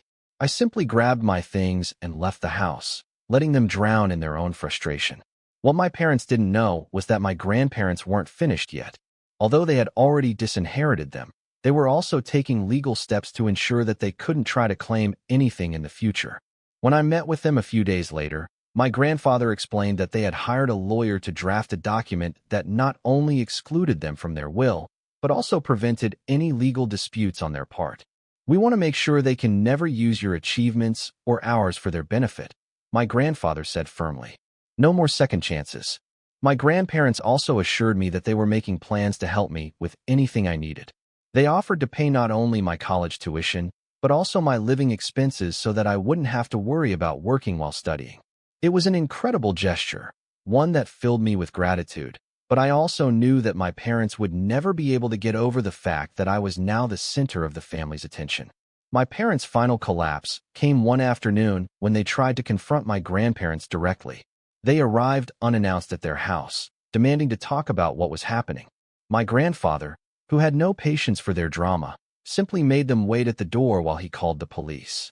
When the officers arrived, my parents tried to explain that they just wanted to resolve a misunderstanding, but my grandfather didn't give in. He made it clear that if they tried to enter his house again, he would file a restraining order. When they returned home, they were more furious than ever. They accused me of manipulating my grandparents and swore that they would eventually fix everything, but by then I had already won. After weeks of confrontations, drama, and increasing isolation from the family, my parents began to realize they were losing more than they had anticipated. Not only had they been disinherited, but they were now the talk of the entire family, and not in a good way. Their reputation, which they valued so much, was completely destroyed. And as they fell, I was preparing for the next chapter of my life, thanks to the unwavering support of my grandparents. Not long after the police escorted them from my grandparents' house, my parents tried their last desperate move. They showed up in my room one night while I was reviewing documents for my new university. My mother, who I had heard crying all day, tried to adopt a more conciliatory tone. "We can fix this," she said, sitting on the edge of my bed. "This whole misunderstanding doesn't have to define our family. We are your parents, and even though we made mistakes, we have always wanted the best for you." My father, standing by the door with his arms crossed, nodded slowly. "We know what we did was wrong," he admitted, "but in the end it was because we love your sister as much as we love you. We just wanted the family to be balanced." I wanted to laugh at the irony. Balance? Since when is sabotaging your son's future-seeking balance? But I held back, knowing it was better to let them finish before responding. When I was done listening to their speech, I decided it was time to tell them what I thought. "You didn't do this out of love," I said, looking at them pointedly. "You did it because you can't accept that I want something more for my life. You want all of us to remain extensions of your own egos, and when we don't fit into your narrative, you sabotage us." My mother started crying again, but my father stood firm. "Do you really think all this is worth it? You're dividing the family over something that's already in the past. You divided this family, I replied. My voice was calm, but full of determination. I am only protecting myself from the harm you have caused me. Without another word, I got up and left the room, leaving them sitting there defeated. The following weeks marked the beginning of a complete separation between us. My parents tried to salvage what was left of their family relationships, but it was too late. My grandparents had not only disinherited my parents, but they had also made sure to inform the rest of the family about what had happened. Most of the relatives were on my grandparents' side. Some even sent me messages of support saying they understood why I had made the decisions I made. But what really sealed my parents' fate was an unexpected call from my aunt, my father's sister. My aunt, who had never had a great relationship with my parents, decided to get involved in the situation. She called me one afternoon while I was packing to move to college. "You know," she said with a slightly amused tone, "your parents have always thought they were better than everyone else, but what they did to you, that's something even I can't forgive." At first, I thought it was just a casual comment, but then she continued, "Your grandparents not only disinherited them, they're also transferring the family house to your name. They don't want your parents to have anything to do with it, now or in the future." I was silent, trying to process what I had just heard. The house, which was the biggest symbol of my parents' status and stability, would now be mine. I knew how much that house meant to them, and this move was the final blow. "Your grandparents asked me to tell you because they want you to be prepared. They also said that if you don't want to live there, you can sell it. The decision is entirely yours." When the news finally reached my parents, it was as if all the fury contained for weeks exploded at once. They screamed, cried, and even tried to confront my grandparents again, but this time my grandparents didn't even bother to listen to them. My grandfather made it clear that any attempt to get involved with the house would result in immediate legal action. That night, my parents tried to confront me one last time, but this time I had nothing more to say to them. I looked at them with a mixture of pity and resolve. "You don't owe me anything, and I don't owe you anything," I said. "This is the end." I left the house that same night. My grandparents had already arranged everything for my move to college, and I knew it was time to leave that chapter of my life behind. Now I'm at university. It's not my dream school, but I'm in a solid program and I'm surrounded by supportive people. My grandparents continue to be my biggest support, and my relationship with them has only strengthened since all of this began. I decided to sell the house, not because I needed the money, but because I didn't want that place to remain a connection to my past. I used part of the proceeds to make sure my grandparents lived comfortably as thanks for everything they did for me. My parents, well, I barely have any contact with them now. They have tried to call me a couple of times, but after weeks of blaming me and avoiding any sincere apology, I finally blocked them. The last I heard, they are facing financial problems because, without the inheritance, they now have to adjust their lifestyle. The irony doesn't escape me. They did all this to protect my sister, but they ended up destroying everything they valued. And while some might say I went too far, I don't regret anything. Story 4. Imagine my dad passed away when I was 4. It was sudden, a car accident. I don't remember much about him, but I know he loved me very much because, before he died, he left a savings fund to secure my future. The money was exclusively for my education. I discovered this when I was 10, when my mother had to sign some legal documents with my father's lawyer. They explained that I would have full access to the fund when I turned 18. At that time, I didn't understand what that meant, but as I grew older, that fund became my security. I knew that, even though my mother had always done her best to support us, that money would give me the opportunity to go to college and start my own life. Everything was relatively normal until Michael came into our lives. When my mother started dating him, I was 9. At first, Michael seemed nice. He never tried to impose himself as a father figure, which I appreciated, but things changed when he and his children moved into our house. Suddenly, my space wasn't mine anymore. My room became smaller because I had to give away half of my things. Dinners, which used to be just with my mom, were now silent and tense. My hopes of having a new family quickly vanished. I tried to get close to Chloe, but she always looked at me with contempt and called me weird behind my back. Once I invited her to hang out with my friends, and she simply replied, "No, thanks. I don't want to look like a loser." Ison was even worse. He almost completely ignored me, except when he had something sarcastic or cruel to say. When I was 12, I offered him a slice of cake I had baked, and he replied, "Why don't you eat it all yourself? It'll keep you busy doing something useful." After that, I stopped trying. I realized they didn't want to know me or accept me, and I decided to stay out of their way. But what hurt me the most was seeing how my mom didn't notice anything. She was so happy with Michael and his children that it seemed like she didn't care how I felt. A week ago, everything exploded. Now that I'm finishing high school, I started looking at colleges. I've always been a dedicated student with good grades, and I dreamed of studying at an out-of-state university, far away from all this. I knew I had my dad's fund to pay for my education, so for the first time in years, I felt excited, until my mom ruined everything. One night, my mom called me into the living room for an important conversation.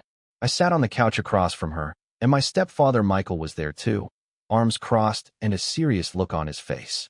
That already made me nervous. My mother sighed deeply, as if she was about to say something painful, and began, "Luna, we need to talk about the fund your dad left." My blood ran cold. I didn't know where she was going with this, but nothing good could come from that sentence. She continued, "You know Michael hasn't been able to save enough money for Ison and Chloe to go to college. Life has been hard for them since the divorce, and it's not fair that they don't have the same opportunities as you. That's why I think it would be generous of you to share some of the fund your dad left with them." I couldn't believe what I was hearing. I remained silent, hoping maybe it was a joke, but it wasn't. "Share my fund?" I finally asked, my voice trembling. "Yes," she replied. "In the end, we are a family, and in families, we help each other." I looked at Michael, who could barely hide his satisfied smile.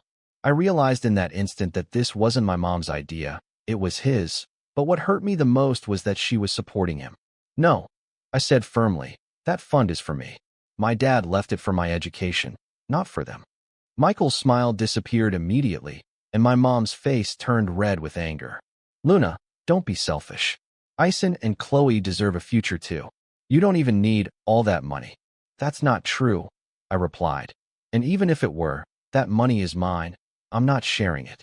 What came next was a barrage of yelling. My mother called me ungrateful, selfish, and cruel. Michael added passive-aggressive comments from his chair, like, "Your father would be disappointed in you." That broke me. My father wasn't here to defend me, and for someone like Michael to dare to use his name made me feel sick to my stomach. Finally, my mother said something that still resonates in my head. "If you're not willing to help this family, then maybe you don't deserve to live under this roof." At that moment, I knew I had lost my mother. I was in shock. I literally felt like I had been punched in the stomach. My own mother had just told me that if I didn't help the family, I didn't deserve to live under her roof. I didn't yell. I didn't cry. I just looked her straight in the eyes and calmly replied, "If that's what you think, there's nothing more to talk about." Michael smiled smugly, as if he had just won some kind of absurd battle. My mother, on the other hand, looked frustrated. She expected me to cry, to repent, and to give in, but I didn't. I went up to my room without saying another word, carefully closed the door, and collapsed. I couldn't believe what had just happened. For years I had felt like a ghost in my own house, but I never thought my mother would actually choose me as the sacrificial lamb. That night, I didn't sleep. I spent hours staring at the ceiling, thinking about how I got to this point. At what point did my mother stop seeing me as her daughter and start prioritizing her husband's family? I reminded myself that this wasn't a new situation. This had been happening for years, but now it was official. I wasn't important to her. At 3 a.m., I grabbed my phone and called Madison. I didn't want to wake her, but I needed to talk to someone. To my surprise, she answered almost instantly. "Luna, are you okay?" she asked, her voice sleepy but worried. I explained everything that had happened, the conversation with my mother, the ultimatum, and the decision to kick me out if I didn't give up my father's fund. Madison, as always, was on my side. "You can't stay there another second," she said firmly. "Come to my house tomorrow. My parents won't let you be alone." Her words gave me comfort, but they also hurt, not because Madison was saying anything wrong, but because the truth was too evident. My friends cared about me more than my own mother. The next day, my mother acted as if nothing had happened. I saw her having breakfast with Michael in the kitchen, laughing at something he had said. I stared for a moment, unable to understand how she could move on after what she said to me last night. It was as if the conversation had never happened for her. "Aren't you going to have breakfast?" she asked without looking at me. "I'm not hungry," I replied, and went straight to my room. I spent the day secretly packing my things. I couldn't take much with me. I barely had 2 suitcases and a backpack. I packed my clothes, my favorite books, my computer, and a couple of mementos of my dad. The hardest part was deciding what to leave behind, things that had been with me for years, but that no longer fit into my new reality. I felt like an intruder packing my belongings in a house I once considered mine. While packing, I heard Chloe walk down the hall talking on the phone with someone. "Did you hear?" she said mockingly. "Luna is leaving soon, finally. No one is going to miss her." That sentence hurt me more than it should have. I had gotten used to Chloe ignoring me or treating me badly, but hearing her say it so clearly, as if my presence in this house was a nuisance, broke me a little more inside. In the afternoon, Madison arrived in her car to pick me up. She parked a little further down the street, as we had planned, so as not to attract attention. I was hoping my mother would be distracted, but just as I came down with my bags, she saw me. "Where are you going?" she asked coldly, as if she had no idea what was going on. "I'm leaving," I said without looking at her. "You said yourself that I don't deserve to live here, so I'm doing what you asked." For a second my mother seemed confused, even a little regretful, but Michael appeared behind her, arms crossed. "Let her go, Amelia," he said. "If she doesn't want to be part of the family, it's better this way." My mother nodded weakly without saying anything else. She didn't try to stop me or even ask me to reconsider. She simply let me walk out the door. When I got into Madison's car, I burst into tears, not because I was sad to leave, but because it hurt to realize that my mother really didn't want me there. Madison didn't say anything. She just let me cry silently as she drove to her house. When we arrived, Madison's parents welcomed me with open arms. Her mom, Claire, hugged me as if I were her own daughter and told me I could stay as long as I needed. "You're not alone, Luna. You'll always have a home here," she said lovingly. That night, I lay in bed in the guest room, and, for the first time in years, I felt safe. Yes, my world had fallen apart, but I also realized something important. I didn't need my mother or her new family to survive. I had friends who loved me, people who cared about me, and that was more than I could say for my own home. That night, I decided I wasn't going to let this sink me. I was going to fight for my future, for the fun my dad had left for me, and for the life I deserved. The next morning, I woke up with a strange feeling of calmness and emptiness. Calm because I finally didn't have to put up with my mother's cold stares or Ison and Chloe's hurtful comments anymore. Empty because, even though I denied it, a part of me still wished my mom would look for me, call me, or tell me it had all been a mistake, but nothing happened. The day went by at Madison's house, as if I were living a borrowed life. Her parents, Claire and Julian, were incredibly kind, offering me breakfast, asking if I needed anything, and trying not to press too hard with questions. Still, I could feel the pity in their eyes, as if they were trying to understand how a mother could kick her own daughter out. Madison, on the other hand, was trying to distract me. We spent most of the day in her room watching videos, laughing at silly things, and eating chips. It was the first time in weeks that I felt a little normal, but my peace was broken when I checked my phone and saw a notification. My mother had tried to call me. My heart skipped a beat. I didn't know what to expect. Had she changed her mind? Did she want me back?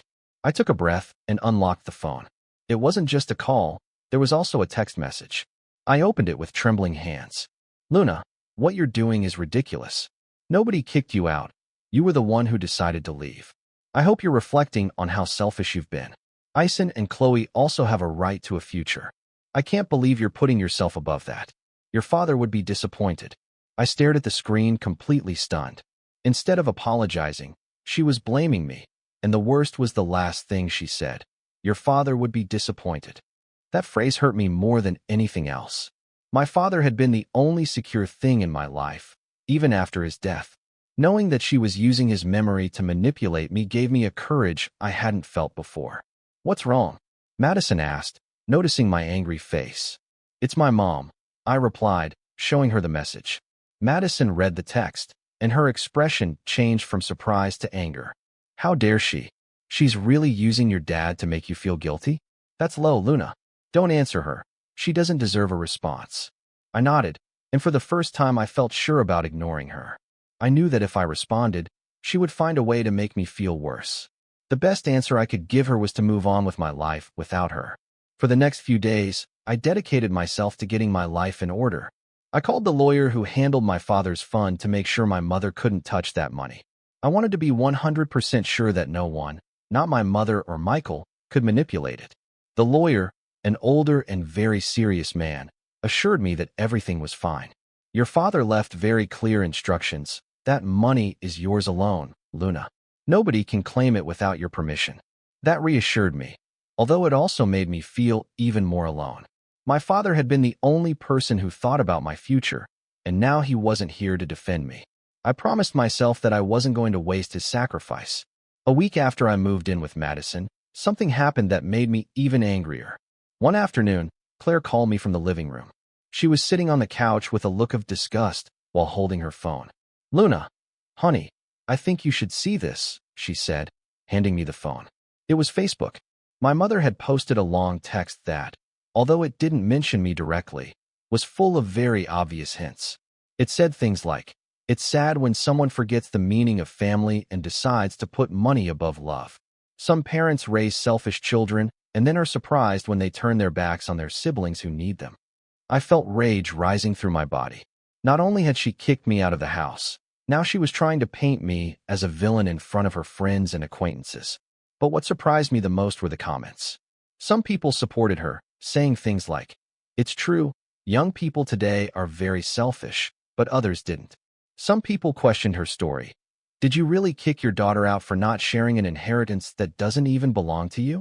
That doesn't sound like something a mother would do. My mother was starting to lose control of the narrative. And although part of me wanted to defend myself and respond to all those comments, I decided not to. I knew it wasn't worth fighting with her online. Madison, however, had another idea. "You have to tell your side of the story," she said. "If you don't, she'll keep manipulating people." I thought about that. I didn't want to create more drama, but I was also tired of being the bad guy in a story that wasn't mine. That night, I opened my Facebook account and wrote a post. It wasn't long or aggressive. I just told the truth. My father passed away when I was little and left a savings fund for my education. My mother asked me to share that money with her husband's children, even though that fund was specifically left for me. When I said no, they told me I didn't deserve to live in their house. I don't want to argue with anyone. I just want to set the record straight. I posted it and turned off my phone. I didn't want to know what would happen next. The next morning, I woke up with my phone exploding with notifications. I couldn't help but feel nervous as I picked it up. Anxiety washed over me just thinking about the possible responses. I opened Facebook and, to my surprise, the post had been shared dozens of times. People were commenting and, although there were divided opinions, a large majority were supporting me. Some comments said, "That fund was left by your father for you. No one has the right to take it away from you, much less a family that clearly doesn't respect you. Your mom failed you by putting you in that position. How sad that she chose another family before you." On the other hand, there were some criticisms from people who, without knowing me, defended my mother. Family is family. What good is money if you can't help your siblings? And of course, there was my mother. Although she didn't comment directly on my post, she made another post on her account saying, "It's painful when your own child betrays you publicly and seeks to damage your reputation. I never thought it would come to this, but always trust that time will put everything in its place." The drama was already out of control, but something curious happened.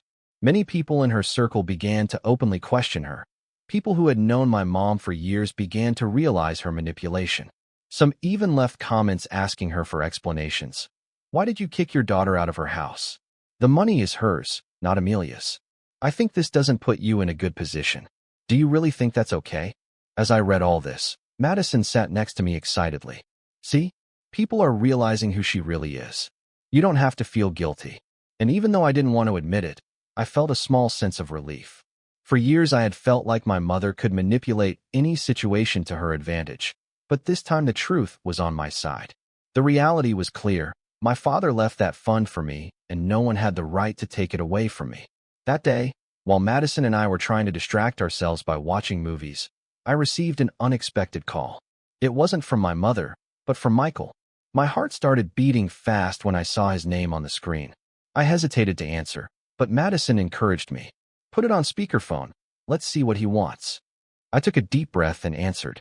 "Hello," I said firmly. Michael didn't waste any time. His tone was dry and annoyed. "Luna, what the hell do you think you're doing? Your mother is devastated by your little show on social media. You have no idea the damage you're causing her." His tone made my blood boil. "Damage? What about the damage they've done to me? Do you really have the audacity to call me after what you did?" I replied, trying to stay calm. "They kicked me out of my house because I didn't want to give them the money my father left for me. I'm not the one to blame here." Michael let out a sarcastic laugh. "That money is just paper, Luna. What matters is family, and you decided to turn your back on them." "What family?" I interrupted. "You guys never treated me like part of your family. You and your children ignored me for years. My mom was the only one who was supposed to defend me, and she decided to take your side." There was an awkward silence on the other end of the line. Finally, Michael said something that chilled me to the bone. "I assure you that if you continue with this, it's not going to go well for you, Luna. This isn't over." He hung up before I could answer. Madison looked at me with wide eyes. "Did he just threaten you?" she asked indignantly. "Yes, but I don't care," I replied, although inside I was shaking. A few days passed, and although I tried to focus on my plans for the future, Michael's call kept going around in my head. I knew that he and my mother weren't going to leave things like that, and I wasn't wrong. One afternoon, while I was home alone with Claire, someone knocked on the door. When I opened it, I found myself face to face with my mother. She was standing there with an expression that mixed anger and frustration. She had a black bag in her hand. Yes, a garbage bag, and she handed it to me without saying a word. "Here it is. These are your things," she said coldly. "What you left at the house." I looked at the bag in disbelief. I felt my eyes burning, but I refused to cry in front of her. Claire, who had seen everything from the living room, approached quickly. "Amelia, do you think this is necessary?" she said harshly. "She's your daughter. You can't treat her like this." My mother crossed her arms and looked at Claire with contempt. "It's none of your business how I handle my family. If you want to rescue her, go ahead, but don't tell me how to be a mother." Claire didn't hold back. "Being a mother isn't this, Amelia. A mother doesn't abandon her daughter because she doesn't want to share the money her deceased father left her. That's not being a mother. It's being cruel." My mother paled, but didn't say anything else. She turned around and left, leaving me there with a garbage bag full of my clothes and old things. Claire put a hand on my shoulder. "Don't let this destroy you. Luna, it's not your fault." But at that moment, I couldn't help but feel broken. That night, as I sorted through my things and folded each garment that had been in that bag, I made myself a promise. I wouldn't let my mother or Michael continue to make me feel insignificant. I was going to get ahead, use the fund my dad left for me, and show them all that I could build my life without them. The following weeks were a roller coaster of emotions. Living with Madison's family was comfortable, but I couldn't stop. Story 5. I opened a small bakery, despite my parents' disapproval. Now it's booming, and they want me to buy them a vacation home because they deserve it. I'm 29 years old and the owner of a small business that has become bigger than I ever imagined. It all started when I was 18 and made the most difficult and liberating decision of my life, to follow my passion for baking instead of going to college. The problem, my parents were completely against it. For as long as I can remember, I've loved to bake. At 10, I made cakes for my friends' birthdays. At 15, I sold sweets at school to raise money. At 18, I knew I wanted to make this my life. My parents, however, had very different plans. They both immigrated to the United States with great sacrifices and believed that a college degree was the only path to success. They wanted me to study something serious, like medicine or engineering. When I told them I wanted to open a bakery, they laughed. They thought I was joking, but I wasn't. That summer, I rejected all my college acceptance letters and used my savings, earned from years of selling cakes and sweets, to rent a small space in a local strip mall. It was a decision that unleashed a storm at home. My parents told me I was throwing my life away, that I would never achieve anything, and that I would end up asking them for help to pay the bills. So I did what any stubborn young person would do. I left home. I rented a small studio near my bakery and started working on my business. It was hell at first. My place was almost empty most days, and there were months when I could barely pay the rent. My parents refused to speak to me. Only my best friend and an aunt, who always supported me, encouraged me to keep going. My aunt even lent me money when I couldn't cover the costs. For the first 2 years, I worked 12 hours a day, every day. Sometimes I cried while decorating cakes because I was so exhausted I didn't know how to continue. But, slowly, things started to change. I started receiving more orders, especially for weddings and events. Then, one of my cakes went viral on Instagram, and suddenly I had clients calling me from everywhere. My parents, however, remained uninterested. According to them, I was still playing with my life. Even at family gatherings, they made sure to tell everyone that my younger brother was studying law at a prestigious university, while I continued with my hobby. It hurt, but I learned to ignore it. At 24, things changed drastically. I opened a second location in another part of the city. At 26, I had a team of 6 people working with me. I even appeared on a local television program that highlighted successful small businesses. But not even that was enough to impress my parents. When I casually mentioned it at a family gathering, my mom changed the subject to talk about my brother's grades. I decided there was no point in seeking their approval.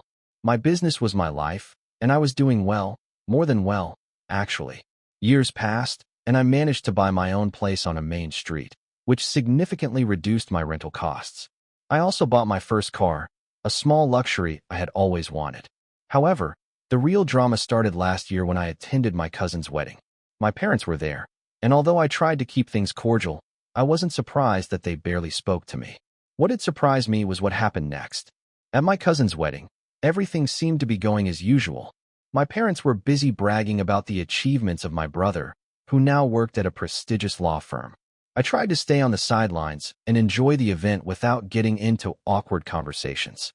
My cousin, who had always been like a sister to me, knew how much my business had grown. So, at some point during the reception, she decided to mention it in her speech. She said something like, "I want to thank my amazing cousin for the wedding cake.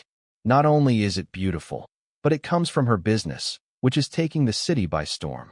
Suddenly, all eyes were on me. Applause, congratulations, and even some curious questions from relatives who had no idea how much I had accomplished. It was a nice moment until I saw the expression on my parents' faces. My mom was visibly uncomfortable, while my dad just frowned and looked away. It was as if they couldn't stand to hear that I had achieved something without their blessing. I tried to shrug it off, but the discomfort intensified when some relatives started asking for details. How many locations do you have now?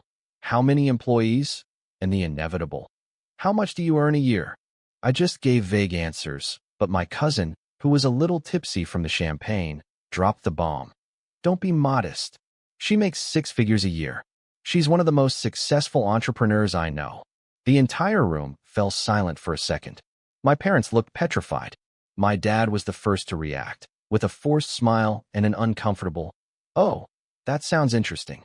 My mom, on the other hand, couldn't avoid a passive-aggressive comment. "Well, I'm glad you finally found something that works for you." Finally, as if the years of struggle, hard work, and sacrifices didn't count until someone validated my success into a microphone. Despite that, I decided not to engage. I let the moment pass and walked away to enjoy the rest of the night. However, I didn't expect what came next. 2 days after the wedding, my parents called me, which was already strange because they rarely communicated with me. I answered thinking that maybe they wanted to clarify something or even congratulate me in private, albeit reluctantly. But no, it was a completely different conversation. My mom started with a casual tone. "Your dad and I have been talking, and we think it's time to put our differences behind us. We want to rebuild our relationship with you." For a moment, I thought this was progress. But then my dad chimed in. "We also think that, since you're doing so well financially now, you could help us out a little. You know, repair the damage from the past few years." "What damage?" I asked, confused. "Well, when you made that impulsive decision to leave college, you broke our hearts," said my mom. "We worked so hard to bring you to this country, and we felt like you had disappointed us. But now that you've made something of your life, we think it would be fair for you to give back." At first, I didn't understand exactly what they meant, but when my dad started talking about sharing responsibilities and compensating for the sacrifice, everything became clear. They wanted money. Not just a little help, but something big. My mom made it very clear when she said, "We've been dreaming of having a house in Florida for retirement. It would be wonderful if you could help us fulfill that dream. Think of it as a way to thank us for everything we did for you." I wanted to scream. I wanted to ask them where they had been during the most difficult moments of my life, when I was struggling to keep my business afloat, when I cried from exhaustion because I had no support. I wanted to remind them how they had treated me like a family embarrassment for years. But instead, I took a breath and said the most diplomatic thing I could. "I'm sorry, but I can't help you with that." My mom let out a theatrical sigh. "I knew you'd say something like that. You've always been selfish." My dad added, "It's a shame because your brother has already done so much for us. We thought it would be your turn now." I hung up before I said something I would regret. But that wasn't the end. A few days later, they started calling me constantly. When I didn't answer, they sent long, passive-aggressive messages. My mom even tried to go through my aunt, saying she was worried about me, but it was all an excuse to keep asking for money. The messages and calls became incessant. My parents were obsessed with the idea of the house in Florida. Every message they sent me seemed like a new strategy to convince me, blame me, or even shame me. Some messages were full of manipulative nostalgia. "Remember how we worked day and night to give you a decent home and food on the table? Is this how you thank us?" Others were more direct. "Your brother has already carried this responsibility for years. It's time for you to do your part." My patience was wearing thin. For years, I tried not to resent them, even when they treated me like a disappointment. But now they were crossing all the lines. After blocking their numbers, they started using unknown numbers. If I didn't answer, they would send me emails, each one more desperate than the last. One even said, "If you can't help us with the house, at least transfer something for our immediate needs. 50,000 would be a good start." Yes, you read that right. 50,000 as a good start. What world do these people live in? I tried to stay calm, but that email was the last straw. I felt like I needed to talk to someone, so I called my aunt, the only person in my family who had always supported me. After telling her everything, she let out a long sigh. "You know what the worst part is?" she said. "They don't see you as their daughter. They see you as a lottery ticket that finally paid off." Those words hurt because they were true. For years, my worth to them seemed to have depended on what they could use to brag about to others, or now, what they could extract financially. My aunt suggested I set clear boundaries, and if they kept pressuring me, I hated the idea of cutting ties with my family, but I couldn't keep allowing them to treat me this way. I decided to respond to them, but this time in writing, so that it was clear how I felt. My email said something like this: "Mom, Dad, I'm tired of this constant harassment. For years, I did everything I could to earn your respect and support, but I never received it.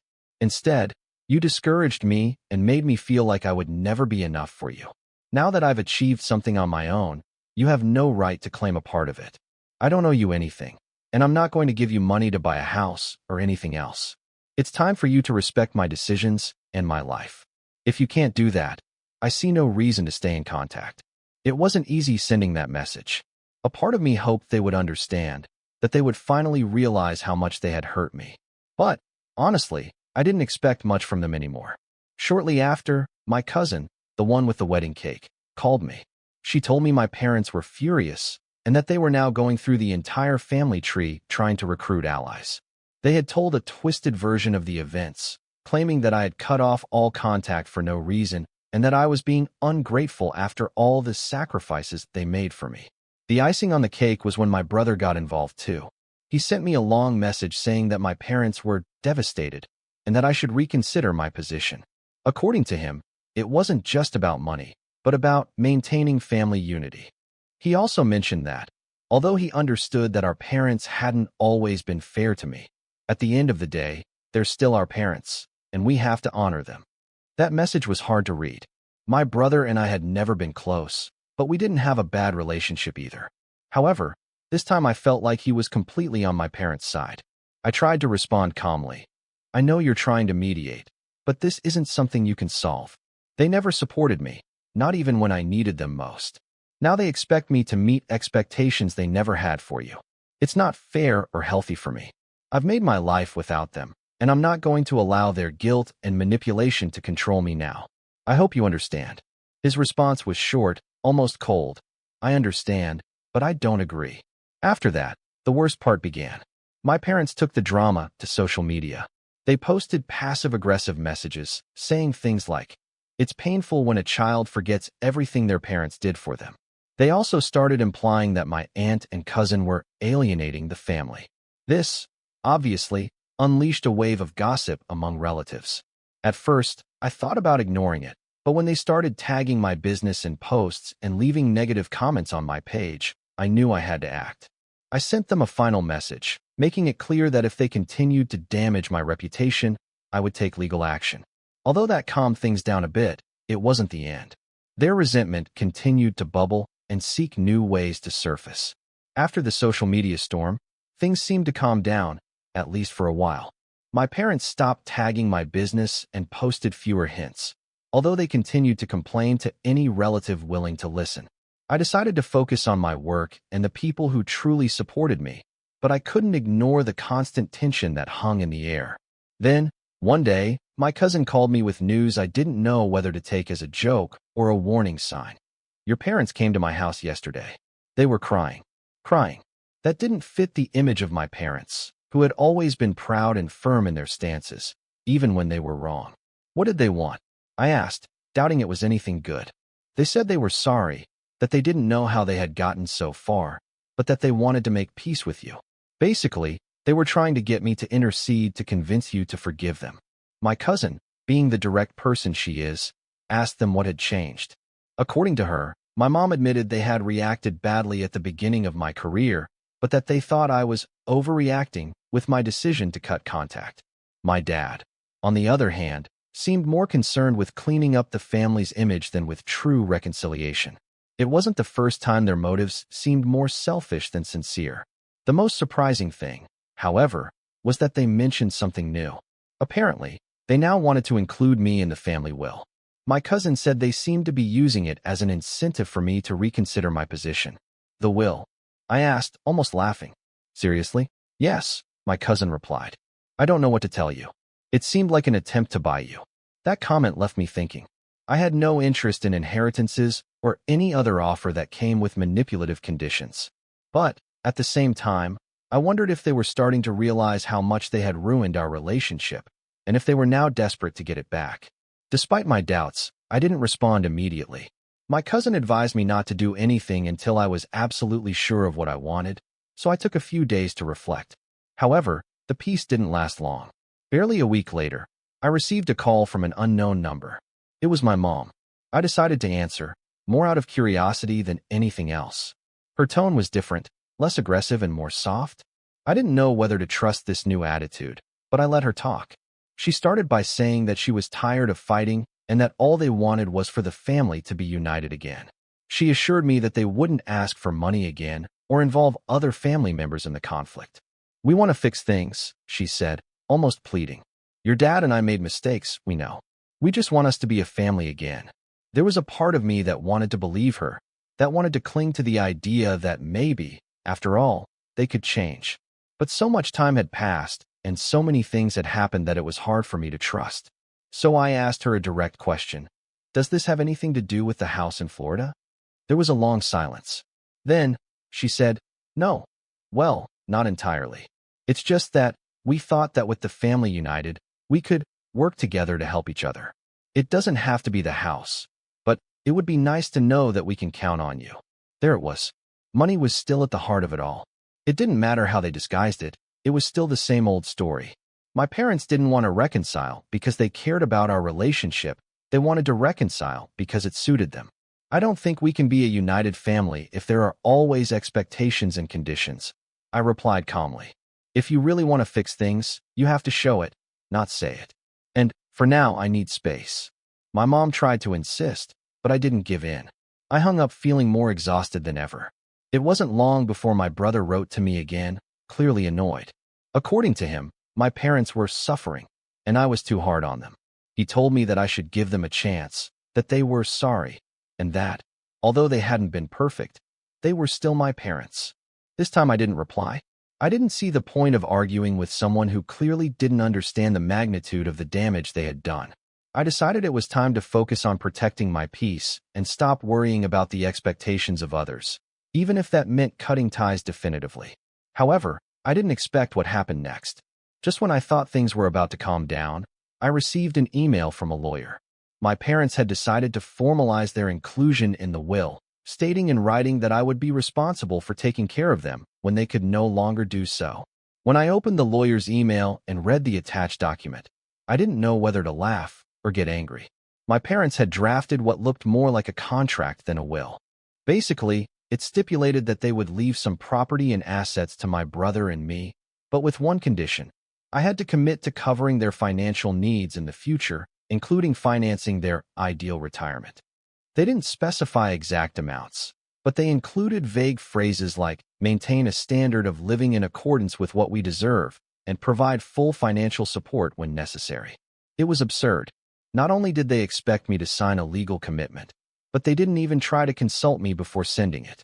It was clear that, for them, this document was a way to have additional control over my life, disguised as family reconciliation.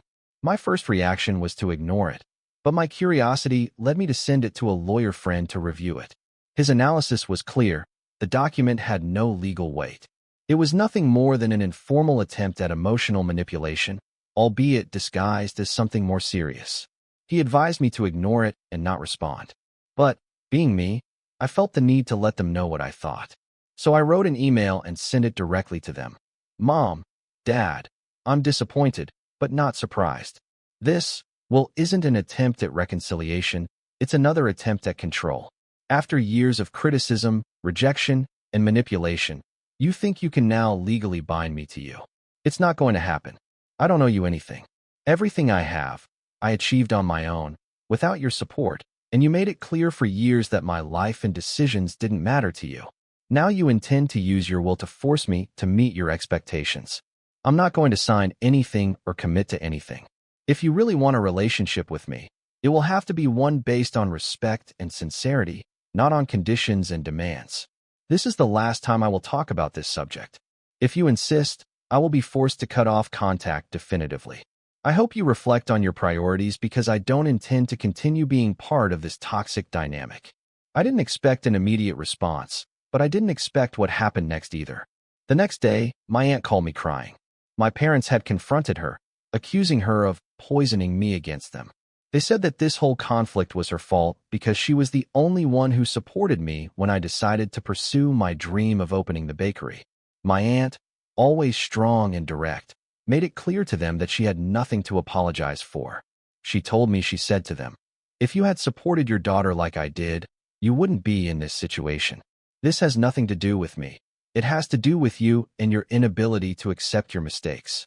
After that, she hung up and called me worried, because they kept insisting on finding ways to manipulate the situation. The most frustrating thing was that, in the following days, my parents started using social media again. This time, they were posting more subtle messages, talking about how difficult it is when a child forgets their parents, or how some sacrifices are not appreciated until it's too late. Friends of the family started writing to me, some asking what was going on, others giving me speeches about valuing your parents while they're alive. All of this led me to make a final decision, to cut off contact completely. I blocked their numbers and social media, and I made it clear to close relatives that I didn't want to be involved in any more drama. My aunt and cousins supported me in this, and although some relatives still tried to stick their noses in the matter, I stopped giving explanations. Months passed, and little by little, I began to feel some peace. My business continued to grow. In fact, this year I opened a third location. I was able to take a vacation for the first time in a long time, and while enjoying my time away, I realized something important. I had spent too many years trying to please people who would never appreciate my effort. I'm not going to lie and say everything was easy. There were times when I doubted my decision, especially when I thought about my brother, who still saw me as the culprit in the whole situation. But every time I remembered everything I had endured, I knew I had done the right thing. The chapter with my parents is closed for me. I don't know if they will ever reconsider or if they will find a way to reconcile, but I'm not going to wear myself out trying to fix something they broke. Now my priority is me, and for the first time in a long time, I feel like I'm in the right place. And the house in Florida? I have no idea if they ever got it, and honestly, I don't care anymore. Story 6. My dad told me not to go to my mom's birthday party because my sister was introducing her successful boyfriend. At the party, everyone criticized me for stopping financially supporting my parents. But then, the boyfriend appeared on video call and said, "Hi, boss. Everyone's face changed, but it was too late. My name is Jack. I'm 32 years old, and I'm the co-founder of a tech company that has grown a lot lately. I don't talk about it much. I prefer to fly under the radar. My days are meetings, code, and decisions that exhaust me, but I like what I do. What I don't like is that my family doesn't seem to notice. To them, I'm just Jack, the one who works with computers and is always there to solve their problems. For 2 years, I've paid my parents and my sister Emily's bills, electricity, water, internet, even her phone, all automatically from my account, without saying a word. I didn't want them to feel bad or think I was doing them a favor. My dad lost his job a while ago and things got tough, so I felt it was my duty to help. But no one seemed to appreciate it. I never heard a thank you or a how are you, Jack. My effort is as if it didn't exist. Still, I didn't say anything. I thought that's how families are, that you help without expecting anything in return. But everything changed with my mom's birthday. It was the end of October, and my mom's 55th birthday was near. I've always been close to her, and this year I wanted to do something special. I planned to take the day off, something rare for me, and get her a necklace I saw at a jewelry store, similar to one she lost years ago. I was excited, but 2 days before, my dad called me. "Jack, we need to talk," he said with that serious tone he used to give orders. "Sure, Dad, what's up?" I replied, checking some emails. "It's about your mom's birthday. It's going to be a small gathering, just family and a few friends. Emily will be there, and she's going to introduce her new boyfriend." "Boyfriend?" I asked, not giving it much importance. Emily always has a new love every few months. Yes, a successful guy, good job, solid career. We're happy for her. But Jack, I think it would be better if you didn't come this time. I froze. "What do you mean, don't come? It's Mom's birthday." "Yes, I know, but understand me. This guy is important to Emily, and we want everything to go well. We don't want, well, anything to be awkward." "Awkward?" I repeated, feeling the anger grow. "What am I making awkward, Dad?" "It's not that, Jack. It's just that you're always working. You don't talk much about what you do. We don't want anyone to think that, I don't know, that you're not up to par. We don't want to embarrass the family." Those words hit me hard. Embarrass the family? Me? The one who has been paying your bills without asking for anything. The one who makes sure you have electricity, water, and internet so Emily can upload her photos. I couldn't believe it. "Are you saying you don't want me to go because you think I'm not doing anything with my life?" I asked, holding back my voice. "It's not that, Jack. We just want everything to be perfect for Emily and her boyfriend. Just this once, okay?" I didn't answer immediately. I looked at my laptop, feeling both fury and sadness. Years of putting my family first, sacrificing my time, my energy, and now they were telling me I wasn't welcome at my mom's birthday because I might embarrass them. "Okay," I finally said in a cold voice. "I won't go." "Thanks, son. I knew you'd understand," he replied as if nothing had happened. I hung up and sat in my apartment staring out the window. I don't know how long I spent like that, but something inside me broke. It wasn't just what my dad said, it was everything. The years of effort, of silence, of giving without receiving anything. I opened my laptop, logged into the bank, and looked for the automatic payments, electricity, water, internet, everything. And one by one, I canceled them. I didn't do it out of revenge, or so I thought. I did it because I needed a boundary. If they didn't want me at their party, if they thought I was an embarrassment, let them fend for themselves. The day of the birthday arrived, and I didn't go. I stayed in my apartment working on a project. I tried not to think about the party, but it was difficult. I imagined my mom cutting the cake, Emily smiling with her successful boyfriend, my dad acting like everything was fine. I hoped someone would call me, that they would notice I wasn't there, but it didn't happen. Until, in the middle of the afternoon, my phone started ringing. It was my mom, then my dad, then Emily. I didn't answer, but the messages kept coming. "Jack, what happened to the electricity? It went out in the middle of the party." "Son, the internet isn't working." "What's going on?" "Jack, fix this, please. It's Mom's birthday." I stared at the messages on my phone, one after another, asking me to fix the electricity, the internet, everything that had been cut off in the middle of my mom's party. I couldn't help but laugh, although it wasn't a laugh of joy. It was more like disbelief, a kind of internal mockery at the absurdity of the situation. They had decided I wasn't good enough to be at my mom's birthday, but now that things were getting ugly, Suddenly, I was the one who could save the day. Typical. Still, I didn't want to ruin my mom's day. She has always been the only one who, in her own way, tried to understand me, even though she never said it out loud. I took a deep breath and decided to answer, but not impose my conditions. I dialed my dad's number, and after a couple of rings he answered. "Jack, thank goodness you called. This is a disaster. The power went out. The internet's down." "What happened?" he said in a tone that mixed anger and urgency. "Yes, I saw the messages," I replied, keeping my voice calm. "I can fix it, but on one condition." "Condition?" "Jack, this is not the time for games. It's your mom's birthday." "I know, Dad. That's why I'll do it. But I want to talk to Mom on video call, on the big screen in the living room, to wish her a happy birthday. Everyone has to be there. If not, I don't do anything." There was silence on the other end. I knew they wouldn't like the idea, but I didn't care. If they wanted my help, they would have to accept. "Fine," he finally said, although it was clear he wasn't happy. "Fix this quickly, and we'll make the call. Period." "Perfect. Give me half an hour," I said and hung up before he could add anything else. I sat down at my laptop and started working. It wasn't difficult to reactivate the payments. I just had to log into the bank, undo the cancellations, and make sure the services would be reconnected. In less than 30 minutes, everything was ready. I received a notification from the electric company confirming that the service would be back on in a few minutes. I sighed and leaned back on the couch, waiting for them to contact me for the video call. It wasn't long before my phone vibrated again. It was Emily sending me a link for a video call. "Everything's ready. Connect now," the message said. I tidied myself up a bit, even though I wasn't in the mood to impress anyone, and opened the link. The screen lit up with the image of my parents' living room.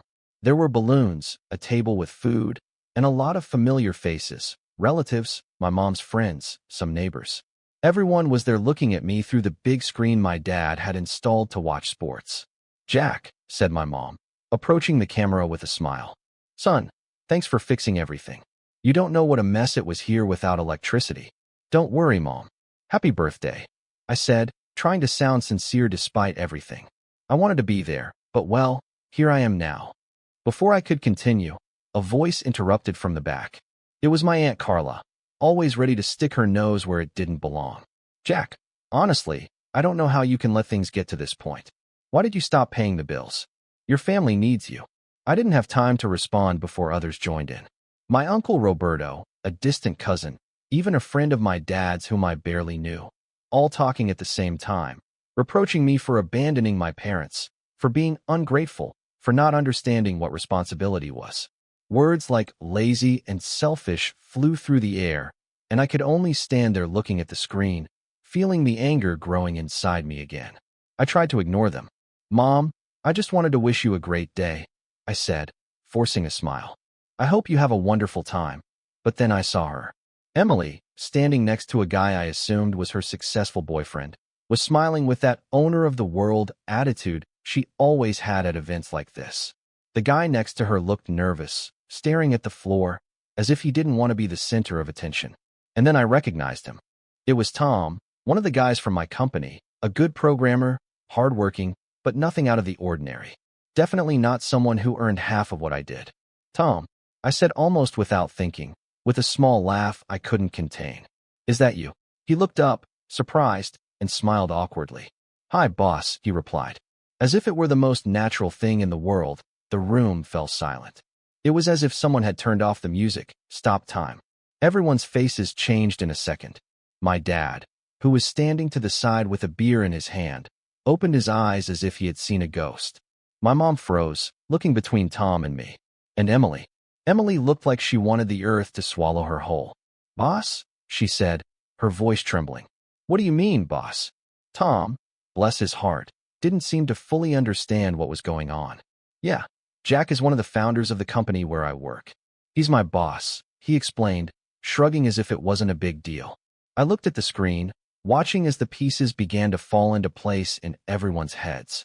Emily's successful boyfriend, the guy they told me not to go to the party for so I wouldn't embarrass them, was one of my employees. I couldn't help but laugh this time for real. It wasn't a cruel laugh, just liberating. "Well, Tom, it's good to see you," I said, trying to maintain my composure. "And Emily, it seems you found a good guy." Take care of him. He's a hard worker. She didn't answer. She was too busy staring at the floor with red cheeks. My dad tried to say something, but only mumbled a couple of words before falling silent. The rest of the guests remained silent, some exchanging uncomfortable glances. Well, Mom, again, happy birthday, I said, addressing her. I hope you all have a great night. See you soon. And without waiting for a response, I hung up the call. I sat on my couch staring at the blank screen of my laptop. The image of their faces, of that absolute silence, was etched in my mind. They had decided to exclude me, to push me aside so as not to embarrass the family in front of Emily's boyfriend. And now it turned out that that boyfriend worked for me. The irony was almost poetic. For a moment, I felt a kind of satisfaction. It wasn't revenge, not exactly, but it was a small victory. But that feeling didn't last long. The more I thought about it, the more I realized how broken everything was. My family hadn't wanted me there because they thought I wasn't up to par, that I wasn't anyone important. And now, knowing the truth, they would probably only be embarrassed for themselves. But that didn't change what they had done. It didn't change my dad's words or the way everyone had joined in to criticize me without even asking how I was doing. I didn't sleep much that night. I tossed and turned in bed thinking about what would come next. I knew I couldn't go on as if nothing had happened. Something had to change, and not just with the bill payments. I had to set a real boundary, one they couldn't ignore. The next day, my phone started filling up with messages again. This time they weren't complaints or demands, they were apologies. My mom wrote a long text saying she didn't know what was going on, that she never wanted me to feel excluded. My dad sent something shorter, saying it had been a misunderstanding, that he was sorry. Emily, to my surprise, also wrote, although her message was more vague, as if she didn't know what to say. I'm sorry, Jack. I didn't know. It said, as if that explained everything. I read them one by one, but I didn't reply. I couldn't. It wasn't just that I was angry, it was that I didn't believe them.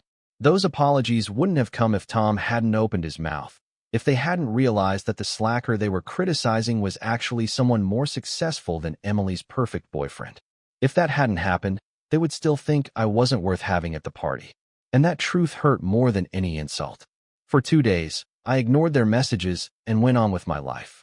I went to the office, had meetings, and worked on a couple of new projects. I tried to keep busy so I wouldn't think too much, but just when I was starting to feel like I could put it all behind me, my doorbell rang. It was a Wednesday morning, and there they were, my mom, my dad, and Emily standing at my apartment door. Jack, we need to talk, my mom said in that soft voice she used when she wanted to calm things down. Yes, son. Come in for a moment, added my dad, as if he was the one who decided who came in or not. I didn't want to let them in, but I didn't want to make a scene in the hallway either. I let them in, and we sat on the couch. My apartment isn't much, but it's mine. And for the first time, I felt like they had no right to be there without my permission. We wanted to apologize in person, my mom began. The birthday thing was a mistake. We didn't know. Well, we didn't know everything you do, Jack. Yes, said my dad, crossing his arms. But now that we know, we thought we could fix things. You're successful, son, and that's great. But family is family. We need your help.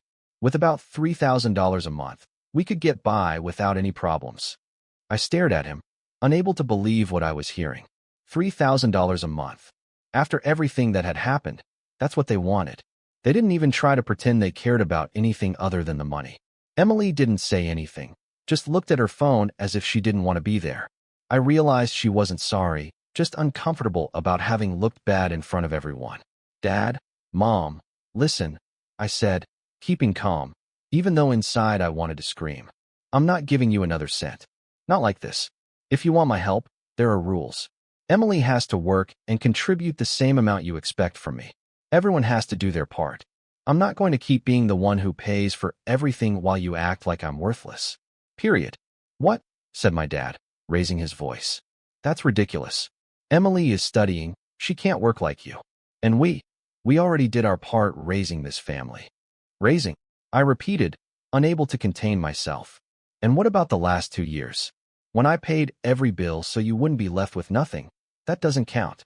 My mom tried to intervene, putting a hand on my dad's arm. Jack, we don't want to fight. We just want things to go back to the way they were.